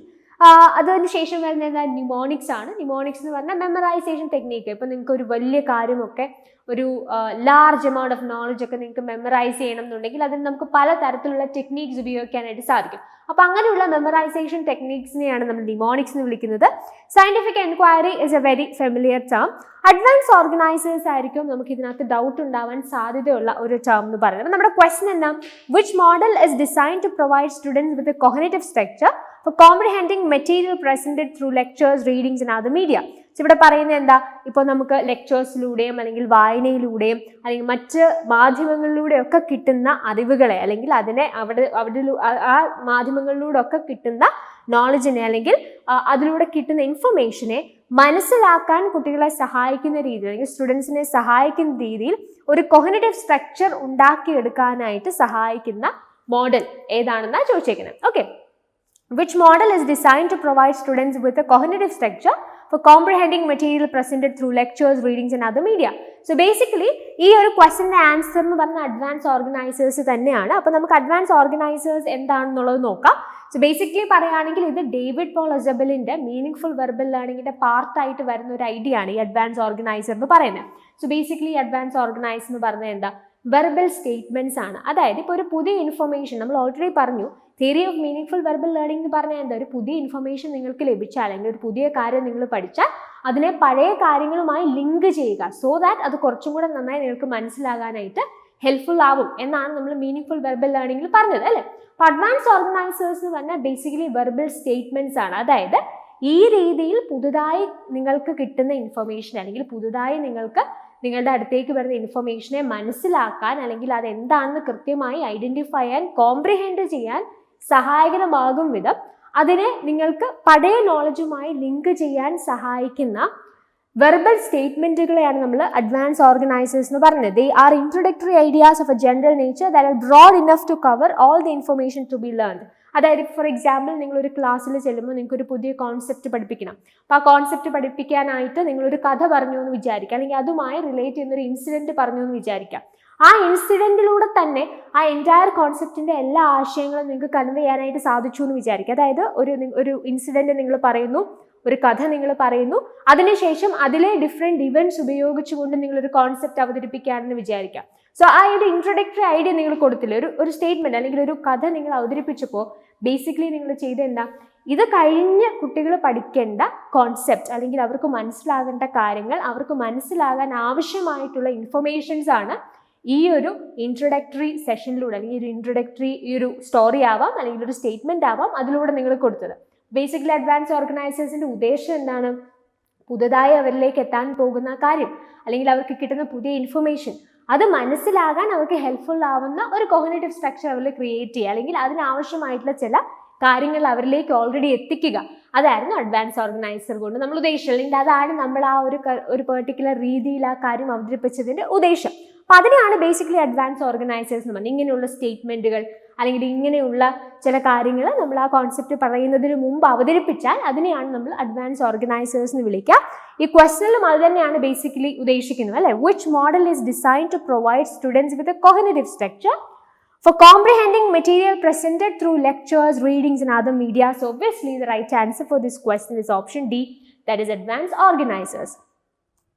അടുത്ത ചോദ്യം, in which level of teaching the main focus is laid on capturing and systematic presentation of ideas and information? Again ഇത് levels of teaching അല്ലെങ്കിൽ levels of learning എന്ന് പറയുന്ന ഏരിയയിൽ നിന്നുള്ള question ആണ്. അപ്പോൾ ഇതിനു മുമ്പ് ഈ ഏരിയയിൽ നിന്നുള്ള ക്വസ്റ്റൻ പറഞ്ഞപ്പോൾ തന്നെ ഈ 3 പ്രധാനപ്പെട്ട ലെവൽസ് ഓഫ് ടീച്ചിങ്ങുമായി ബന്ധപ്പെട്ട് നിങ്ങൾ ഓർത്തിരിക്കേണ്ട കീ ടേംസ് ഞാൻ പറഞ്ഞിരുന്നു അല്ലേ. അപ്പോൾ ഈ ക്യാപ്ചറിങ് അല്ലെങ്കിൽ സിസ്റ്റമാറ്റിക് പ്രസന്റേഷൻ എന്ന് പറയുമ്പോൾ അതെന്തുമായിട്ട് അസോസിയേറ്റ് ചെയ്ത് നിൽക്കും? Obviously that will be associated with memory level. നമ്മളത് ഓൾറെഡി ഡിസ്കസ് ചെയ്ത് കഴിഞ്ഞതാണ്. So anyway the right answer for this question is option A. അടുത്ത ചോദ്യം, ഇത് ടീച്ചിങ് കോമ്പറ്റൻസീസ് റിലേറ്റഡ് ആയിട്ടുള്ള ഒരു ക്വസ്റ്റ്യൻ ആയിരുന്നു. The following as a list of some basic teaching competencies identified through various researches on teaching. Which among them fall in the domain of behavioral competencies? And you have the options self-efficacy, planning, locus of control, communicating, flexibility. അപ്പോൾ usually നിങ്ങളിപ്പോൾ questions ഒക്കെ ചെയ്യുന്നവരാണെന്നുണ്ടെങ്കിൽ previous ഇയറിലൊക്കെ നിങ്ങൾ കണ്ടിട്ടുണ്ടാവും, നമുക്ക് various questions ഉണ്ട് ഇങ്ങനെ teaching കോമ്പറ്റൻസീസിനെ focus ചെയ്തുകൊണ്ട്. ഇപ്പോൾ സ്റ്റൈൽ റിലേറ്റഡ് കോമ്പറ്റൻസീസ്, അതുപോലെ ബിഹേവിയറൽ കോമ്പറ്റൻസീസ് എന്തൊക്കെയാണ്, ആ രീതിയിൽ ഡിഫറെൻറ്റ് കാറ്റഗറീസ് ആയിട്ട് നമ്മളോട് ചോദ്യങ്ങൾ ഈ ഒരു ഏരിയയിൽ നിന്ന് വരാറുണ്ട്. അപ്പോൾ ഇവിടെ നിങ്ങൾക്ക് തന്നിരിക്കുന്ന ഓപ്ഷൻസ് നോക്കൂ, self efficacy, planning, locus of control, communicating, flexibility. അപ്പോൾ ഈ തന്നിരിക്കുന്ന ഓപ്ഷൻസ്, അതായത് 5 ഓപ്ഷൻസ് ഏത് കോമ്പറ്റൻസിയുടെ പാർട്ടായിട്ടാണ് വരുന്നത് നമുക്ക് നോക്കാം. അതിനുശേഷം നമ്മൾ ഈ ക്വസ്റ്റ്യനിലേക്ക് തിരിച്ചു വരുന്നതായിരിക്കും. അപ്പോൾ self efficacy and locus of control, ആ 2 ഓപ്ഷൻസും അല്ലെങ്കിൽ ആ 2 കോമ്പറ്റൻസീസും പേഴ്സണാലിറ്റി ആൻഡ് ആറ്റിറ്റ്യൂഡ് റിലേറ്റഡ് കോമ്പറ്റൻസീസിന്റെ പാർട്ടായിട്ട് നിങ്ങൾക്ക് കൺസിഡർ ചെയ്യാം. Okay, personality and attitude related competencies ആണ് സെൽഫ് എഫിക്കസിയും അതുപോലെ തന്നെ ലോക്കസ് ഓഫ് കൺട്രോൾ എന്ന് പറയുന്നത്. ബിഹേവിയറൽ കോമ്പറ്റൻസീസിൽ ഏതൊക്കെയാണ് വരുന്നത്? പ്ലാനിംഗ് ഉണ്ട്, കമ്മ്യൂണിക്കേറ്റിംഗ് ഉണ്ട്, മോണിറ്ററിംഗ് ഉണ്ട്, മാനേജിംഗ് ഉണ്ട്. അങ്ങനത്തെ ആസ്പെക്ട്സ് എല്ലാം ബിഹേവിയറൽ കോമ്പറ്റൻസിയിലാണ് നിങ്ങൾക്ക് ഉൾപ്പെടുത്താനായിട്ട് സാധിക്കാം. ഇനി സ്റ്റൈൽ റിലേറ്റഡ് കോമ്പറ്റൻസീസ് ആണെങ്കിലോ അതിനകത്ത് ഈ പറയുന്ന ഫ്ലെക്സിബിലിറ്റി, പിന്നെ ഡൈനാമിസം, അങ്ങനത്തെ കാര്യങ്ങളൊക്കെ നിങ്ങൾക്ക് ഈ സ്റ്റൈൽ റിലേറ്റഡ് കോമ്പറ്റൻസീസിൽ ഇൻക്ലൂഡ് ചെയ്യാനായിട്ട് സാധിക്കും. അപ്പോൾ 5 ഓപ്ഷൻസ് ആണ് നമുക്ക് ക്വസ്റ്റ്യൻ ഉണ്ടായിരുന്നത്. ആ 5 ഓപ്ഷൻസിനെ നമ്മൾ കൃത്യമായി ഡിഫറെൻറ്റ് കാറ്റഗറീസ് ആയിട്ട് അല്ലെങ്കിൽ ഡിഫറെൻറ്റ് കോമ്പറ്റൻസീസിൽ അണ്ടറിൽ പ്ലേസ് ചെയ്തു. ക്വസ്റ്റ്യനിൽ നമ്മളോട് ചോദിച്ചിരിക്കുന്ന ഏതാണ്? ബിഹേവിയറൽ കോമ്പറ്റൻസിയുടെ പാർട്ടായിട്ട് വരുന്ന ഓപ്ഷൻസ് ഐഡന്റിഫൈ ചെയ്യുന്നതാണ്. അപ്പോൾ ബിഹേവിയറൽ കോമ്പറ്റൻസിയുടെ പാർട്ട് ഏതൊക്കെയാണ്? പ്ലാനിംഗ് ആൻഡ് കമ്മ്യൂണിക്കേറ്റിംഗ് ആണ്. Planning, communicating is option B and D. B and D എന്ന് പറയുന്ന ഓപ്ഷൻ ഏതാണ്? That is option D. So the right answer for this question is option D itself. All right. അടുത്ത ചോദ്യം statement questions ആയിരുന്നു. അപ്പോൾ നിങ്ങൾ ടെസ്റ്റ് ഓൾറെഡി എടുത്തവരാണെങ്കിൽ നിങ്ങൾ ഈ ക്വസ്റ്റ്യൻസ് ഒക്കെ കണ്ടു കാണും. സോ ഈ ഒരു സ്റ്റേറ്റ്മെന്റിനകത്ത് നമുക്ക് കാണാൻ സാധിക്കുന്നത് ഇത് ടൈപ്സ് ഓഫ് ടെസ്റ്റ് എന്ന് പറയുന്ന ഏരിയയിൽ നിന്നുള്ള ഒരു ക്വസ്റ്റ്യൻ ആണ്. അപ്പോൾ സ്റ്റേറ്റ്മെന്റ് 1 എന്താ പറയുന്നത്? Achievement and aptitude test design to assess the upper limit of the examinees knowledge and abilities. Statement 2 says objective personality test and projective personality test designed to measure the typical behavior and characteristics of examinees. So ഇവിടെ നിങ്ങൾ ശ്രദ്ധിക്കേണ്ട കാര്യം, ആദ്യത്തെ സ്റ്റേറ്റ്മെന്റിൽ പറഞ്ഞിരിക്കുന്നത് എന്താ? Achievement and aptitude test എന്ന് പറയുന്നത് ഒരു എക്സാമിനിയുടെ നോളജിന്റെയും എബിലിറ്റിയുടെയും അപ്പർ ലിമിറ്റിനെ അസസ് ചെയ്യാൻ ഉപയോഗിക്കുന്ന ടെസ്റ്റുകളാണെന്നാണ്. ഓക്കെ, അപ്പൊ അങ്ങനെയാണെന്നുണ്ടെങ്കിൽ ഇപ്പൊ രണ്ടാമത്തെ സ്റ്റേറ്റ്മെന്റ് ആണെങ്കിൽ പറയുന്നത് എന്താ? ഈ പറയുന്ന objective personality test, projective personality ടെസ്റ്റും ടിപ്പിക്കൽ ബിഹേവിയർ അല്ലെങ്കിൽ ഒരാളുടെ ക്യാരക്ടറിസ്റ്റിക്സ് അല്ലെങ്കിൽ ടിപ്പിക്കൽ ബിഹേവിയറിനെ അസസ് ചെയ്യാനായിട്ടുള്ള എക്സാം അല്ലെങ്കിൽ ടെസ്റ്റ് ആണെന്നാണ് പറയുന്നത്. ഓക്കെ, അപ്പോൾ അങ്ങനെയാണെങ്കിൽ ഇപ്പോൾ ഒരു എക്സാമിനിയുടെ നോളേജ് ആൻഡ് എബിലിറ്റി അതിൻ്റെ അപ്പർ ലിമിറ്റ് എന്താണോ അസസ് ചെയ്യാനായിട്ട് നമ്മൾ ഉപയോഗിക്കുന്ന എക്സാമിനെ പൊതുവിൽ നമ്മൾ വിളിക്കുന്ന പേര് എന്താണ്? That is maximum performance test. അതായത് what a person can do, ഒരാൾക്ക് ചെയ്യാൻ കഴിയുന്ന മാക്സിമം എന്താണ്, ഒരാളുടെ ഏറ്റവും ഇഫക്റ്റീവ് ആയിട്ടുള്ള അദ്ദേഹത്തിൻ്റെ പെർഫോമൻസ് അല്ലെങ്കിൽ അദ്ദേഹത്തിൻ്റെ പെർഫോമൻസിൻ്റെ മാക്സിമം ലെവൽ എന്താണ്, അദ്ദേഹത്തിൻ്റെ എബിലിറ്റി അതിൻ്റെ മാക്സിമം ആയിട്ട് നമ്മൾ നോക്കിയാൽ എന്താണ് എന്നുള്ളതാണ് മാക്സിമം പെർഫോമൻസ് ടെസ്റ്റിൽ നമ്മൾ നോക്കുക. സോ ഇവിടെ എന്താ നമ്മൾ ചെയ്യുന്നത്? It determines person's abilities and how well an individual perform when motivated to obtain high score as possible. ഇവിടെ എന്താ നമുക്ക് ഒരു വ്യക്തിയുടെ അദ്ദേഹത്തിന് സാധിക്കുന്ന മാക്സിമം സ്കോർ അദ്ദേഹത്തിന് ലഭിക്കുന്ന രീതിയിൽ അദ്ദേഹത്തെ മോട്ടിവേറ്റ് ചെയ്താൽ അദ്ദേഹത്തിന് എന്ത് നന്നായി പെർഫോം ചെയ്യാനായിട്ട് സാധിക്കും. അതാണ് മാക്സിമം പെർഫോമൻസ് ടെസ്റ്റിൽ നമ്മൾ നോക്കുന്നത്. ഈ മാക്സിമം പെർഫോമൻസ് ടെസ്റ്റിന്റെ 2 പ്രധാനപ്പെട്ട ടൈപ്സ് ആണ് ആപ്റ്റിറ്റ്യൂഡ് ടെസ്റ്റും അതോടൊപ്പം തന്നെ അച്ചീവ്മെന്റ് ടെസ്റ്റും. ഓൾറൈറ്റ്, ഇനി മാക്സിമം പെർഫോമൻസ് ടെസ്റ്റ് പോലെ തന്നെ നമുക്ക് ടിപ്പിക്കൽ പെർഫോമൻസ് ടെസ്റ്റ് ഉണ്ട്. ടിപ്പിക്കൽ പെർഫോമൻസ് ടെസ്റ്റ് എന്ന് പറഞ്ഞാൽ എന്താ? നമ്മൾ പറഞ്ഞു മാക്സിമം പെർഫോമൻസ് ടെസ്റ്റിൽ നമ്മൾ അസസ് ചെയ്യുന്ന കാര്യം എന്താ? What a person can do. Okay, typical performance ടെസ്റ്റിൽ എന്താ? What a person will do എന്നുള്ളതാണ്. അതായത് ഒരു ഇൻഡിവിജ്വൽ അവരെന്ത് ചെയ്യും, അതായത് ഒരു പെർട്ടിക്കുലർ സിറ്റുവേഷനിൽ അവർക്ക് എന്ത് ചെയ്യാൻ സാധിക്കും എന്നുള്ളതല്ല, ആ ഒരു പെർട്ടിക്കുലർ സിറ്റുവേഷനിൽ അവർ എന്ത് ചെയ്യും എന്നുള്ളതാണ് ടിപ്പിക്കൽ പെർഫോമൻസ് ടെസ്റ്റിൽ നമ്മൾ ഫോക്കസ് ചെയ്യുക. അപ്പോൾ ഇതിനകത്ത് എന്തൊക്കെ ആസ്പെക്ട്സ് ആയിരിക്കും കൺസേൺഡ് ആവുക? അവരുടെ ഇൻട്രസ്റ്റുകൾ, ആറ്റിറ്റ്യൂഡ്, അതോടൊപ്പം തന്നെ അവരുടെ പേഴ്സണാലിറ്റി ട്രേറ്റ്സ് ഒക്കെ ഇതിൻ്റെ ഭാഗമായിട്ട് വരും. ഒബ്വിയസ്ലി അതുകൊണ്ട് തന്നെ ഈ ടിപ്പിക്കൽ പെർഫോമൻസ് ടെസ്റ്റിൻ്റെ ഏറ്റവും നല്ല എക്സാമ്പിൾ എന്താണ്? പേഴ്സണാലിറ്റി ടെസ്റ്റ് ആണ്. ഓക്കെ, അപ്പോൾ പേഴ്സണാലിറ്റി ടെസ്റ്റിൽ ബേസിക്കലി നമ്മൾ എന്തായിരിക്കും ഫോക്കസ് ചെയ്യുക? ഒരാളുടെ ഫീലിങ്സ്, അദ്ദേഹത്തിൻ്റെ ഇമോഷൻസ്, അങ്ങനത്തെ കാര്യങ്ങളൊക്കെ ആയിരിക്കും. ആറ്റിറ്റ്യൂഡ്, മോട്ടിവേഷൻ, അങ്ങനത്തെ കാര്യങ്ങളൊക്കെ ആയിരിക്കും പേഴ്സണാലിറ്റി ടെസ്റ്റിൽ നമ്മൾ മെഷർ ചെയ്യുക. ഈ പേഴ്സണാലിറ്റി ടെസ്റ്റ് തന്നെ ബേസിക്കലി 2 തരത്തിലുണ്ട്: objective test and projective test. Okay, ഇപ്പോൾ ഇത്രയും കാര്യങ്ങൾ നിങ്ങൾക്ക് മനസ്സിലായെങ്കിൽ ഇനി ഈ ക്വസ്റ്റിലേക്ക് നമുക്ക് തിരിച്ചു വരാം. ഇവിടെ പറഞ്ഞിരിക്കുന്നത് എന്താ? ഒരു എക്സാമിനിയുടെ നോളജ് ആൻഡ് എബിലിറ്റി അതിൻ്റെ മാക്സിമത്തിൽ നമുക്ക് അസസ് ചെയ്യാൻ കഴിയുന്ന ടെസ്റ്റ് ഏതാണ്? That is maximum performance test. അതിൻ്റെ 2 ടൈപ്സ് ആണ് അച്ചീവ്മെന്റും ആപ്റ്റിറ്റ്യൂഡും. അപ്പം അങ്ങനെയാണെന്നുണ്ടെങ്കിൽ ഈ സ്റ്റേറ്റ്മെന്റ് എന്താണ്? റൈറ്റ് ആണ്. ഇവിടെ പറഞ്ഞിരിക്കുന്നത് എന്താ? ഒരു ആളുടെ ടിപ്പിക്കൽ അദ്ദേഹത്തിന്റെ ബിഹേവിയർ അസസ് ചെയ്യുന്ന test. Basically that is typical performance test. അത് ഏതിനകത്ത്? അതിൻ്റെ ഏറ്റവും നല്ല എക്സാമ്പിൾ എന്താണ്? പേഴ്സണാലിറ്റി ടെസ്റ്റ് ആണ്. അതിൻ്റെ 2 എക്സാമ്പിൾസ് ആണ് ഒബ്ജക്റ്റീവ് പേഴ്സണാലിറ്റി ടെസ്റ്റും പ്രൊജക്റ്റീവ് പേഴ്സണാലിറ്റി ടെസ്റ്റും. അങ്ങനെയാണെങ്കിൽ ഈ സ്റ്റേറ്റ്മെന്റും റൈറ്റ് ആയിട്ടുള്ള സ്റ്റേറ്റ്മെന്റ് ആണ്. അപ്പോൾ അങ്ങനെയാണെങ്കിൽ നമുക്ക് ആൻസർ ഏതായിരിക്കും? Both statement 1 and statement 2 are correct. That is option A. So the right answer for this question is option A itself. All right, അടുത്ത ക്വസ്റ്റ്യൻ നോക്കാം. ഇതൊരു അസേർഷൻ റീസൺ ക്വസ്റ്റ്യൻ ആണ്. ഇതൊരു വളരെ ജനറൽ ആയിട്ടുള്ള ക്വസ്റ്റ്യൻ ആണ്. നിങ്ങൾക്ക് ഈ ക്വസ്റ്റ്യൻ വായിച്ചു കഴിഞ്ഞാൽ അത് എന്താണ് അതിന്റെ ആശയം എന്ന് മനസ്സിലാക്കിയാൽ ആൻസർ ചെയ്യാവുന്നതേ ഉള്ളൂ. അസേർഷൻ എന്താ? The purpose underlying modern and ICT based support system in teaching is to optimize learning outcomes. എന്ന് പറഞ്ഞാൽ എന്താ ഉദ്ദേശിക്കുന്നത്? ICT, information and communication technology, അല്ലെന്നുണ്ടെങ്കിൽ മോഡേൺ ആയിട്ടുള്ള ഇത്തരത്തിലുള്ള ടെക്നോളജീസ്, ഇനീഷ്യേറ്റീവ്സ് ഒക്കെ നമ്മൾ ഈ ടീച്ചിങ്ങിൽ സപ്പോർട്ട് സിസ്റ്റമായിട്ട് അല്ലെങ്കിൽ ടീച്ചിങ്ങിന് സഹായകരമാകുന്ന രീതിയിൽ നമ്മൾ ഉപയോഗിക്കുന്നതിൻ്റെ മെയിൻ ഉദ്ദേശം എന്ന് പറയുന്നത് ലേണിംഗ് ഔട്ട്കംസിനെ അതിൻ്റെ മാക്സിമത്തിൽ യൂട്ടിലൈസ് ചെയ്യാനായിട്ട് സാധിക്കും, അല്ലെങ്കിൽ മാക്സിമം ലേണിംഗ് ഔട്ട്കം ഉണ്ടാവാൻ വേണ്ടിയിട്ടാണ് ഇങ്ങനെയുള്ള സാധ്യതകൾ ടീച്ചിങ്ങിൽ നമ്മൾ ഉപയോഗിക്കുന്നതെന്നാണ് പറഞ്ഞേക്കുന്നത്. അസേർഷൻ ഇസ് ട്രൂ അല്ലേ? ICT ഒക്കെ നമ്മൾ ഉപയോഗിക്കുന്നത് ടീച്ചിങ് വളരെ ഫലപ്രദമായിട്ട് നടക്കാനും അതിലൂടെ ലേണിംഗ് ഔട്ട്കംസ് നമുക്ക് ഉണ്ടാവാനായിട്ടുമാണ്. റീസൺ ആയിട്ട് പറഞ്ഞിരിക്കുന്ന കാര്യം എന്നാ? An effective instructional support system has to be linked with enhancement of learning condition. Reason ആയിട്ട് പറഞ്ഞിരിക്കുന്ന കാര്യം എന്താ? ഒരു സപ്പോർട്ട് സിസ്റ്റം, അതായത് ഇൻസ്ട്രക്ഷണൽ സപ്പോർട്ട് സിസ്റ്റം, ഇപ്പം നമ്മളൊരു ICT റിലേറ്റഡ് ഒരു ടെക്നോളജി നമ്മൾ ഉപയോഗിക്കുകയാണെങ്കിൽ അത് എന്തിനു വേണ്ടിയിട്ടാണ് നമ്മൾ ടീച്ചിങ്ങിൽ ഉപയോഗിക്കുന്നത്? ബേസിക്കലി ലേണിംഗ് കണ്ടീഷൻ എൻഹാൻസ് ചെയ്യണം, ലേണിംഗ് എൻവയൺമെൻറ്റിൽ കുറച്ചും കൂടെ ഇംപ്രൂവ്മെൻറ്റ് അല്ലെങ്കിൽ ലേണിംഗ് കണ്ടീഷൻ കുറച്ചും കൂടെ നന്നാക്കാൻ വേണ്ടിയിട്ടാണ് ഇങ്ങനെയുള്ള സപ്പോർട്ട് സിസ്റ്റംസ് നമ്മൾ ഉപയോഗിക്കുന്നത്. ഇപ്പോൾ നല്ലൊരു ലേണിംഗ് എൻവയൺമെൻറ്റ് അല്ലെങ്കിൽ ഒരു ലേണിംഗ് കണ്ടീഷൻ ഉണ്ടായാൽ ഒബ്വിയസ്ലി അവിടെ ലേണിങ്ങിലൂടെ ഇൻവോൾവ്മെൻറ്റ് കൂടും, അതിലൂടെ ലേണിംഗ് ഔട്ട്കം ഒപ്റ്റിമൈസ് ചെയ്യാനായിട്ട് നമുക്ക് സാധിക്കും. അപ്പോൾ അങ്ങനെയാണെന്നുണ്ടെങ്കിൽ 2 സ്റ്റേറ്റ്മെൻറ്റ്സും ശരിയാണ്. അത് മാത്രമല്ല ഇവിടെ റീസൺ ആയിട്ട് കൊടുത്തിരിക്കുന്ന സ്റ്റേറ്റ്മെൻറ്റ് തീർച്ചയായിട്ടും അസേർഷൻ്റെ ഒരു കാരണമായി നമുക്ക് പറയാൻ സാധിക്കുന്ന സ്റ്റേറ്റ്മെൻറ്റുമാണ്. അങ്ങനെയാണെങ്കിൽ ആൻസർ ഏതായിരിക്കും? Both A and R are true and R is the correct explanation of A. So the right answer for this question is obviously option A. അടുത്ത ചോദ്യം നമുക്ക് നോക്കാം. ഇതും ഒരു സ്റ്റേറ്റ്മെന്റ് ക്വസ്റ്റ്യൻ ആണ്. Statement 1 says promoting classroom dialogue that encourages students to examine alternative is an example of direct instruction. Statement 2 says probing refers to teacher statements that encourage students to elaborate and answer. അപ്പോൾ basically പറയുകയാണെങ്കിൽ ഈ direct instruction എന്ന് പറഞ്ഞാൽ എന്താ? നമുക്ക് direct ഇൻസ്ട്രക്ഷനും ഉണ്ട്, indirect ഇൻസ്ട്രക്ഷനും ഉണ്ട്. Direct instruction എന്ന് പറഞ്ഞാൽ എന്താ? ഇപ്പോൾ ഒരു ടീച്ചർ വരുന്നു, എന്താണോ പഠിപ്പിക്കേണ്ടത് ആ പഠിപ്പിക്കേണ്ട കോണ്ടന്റ്, ആ കാര്യം അതുപോലെ തന്നെ കുട്ടികളിലേക്ക് കൊടുക്കുന്നു, അല്ലെങ്കിൽ എന്താണോ കോണ്ടന്റ് അത് അതുപോലെ തന്നെ അവരെ പഠിപ്പിക്കുക അല്ലെങ്കിൽ അവരിലേക്ക് എത്തിക്കുക. അതാണ് ഡയറക്റ്റ് ആയിട്ടുള്ള ടീച്ചിങ് എന്ന് പറയുന്നത്. ഇൻഡയറക്റ്റ് ടീച്ചിങ് എന്ന് പറഞ്ഞാൽ എന്താണ്?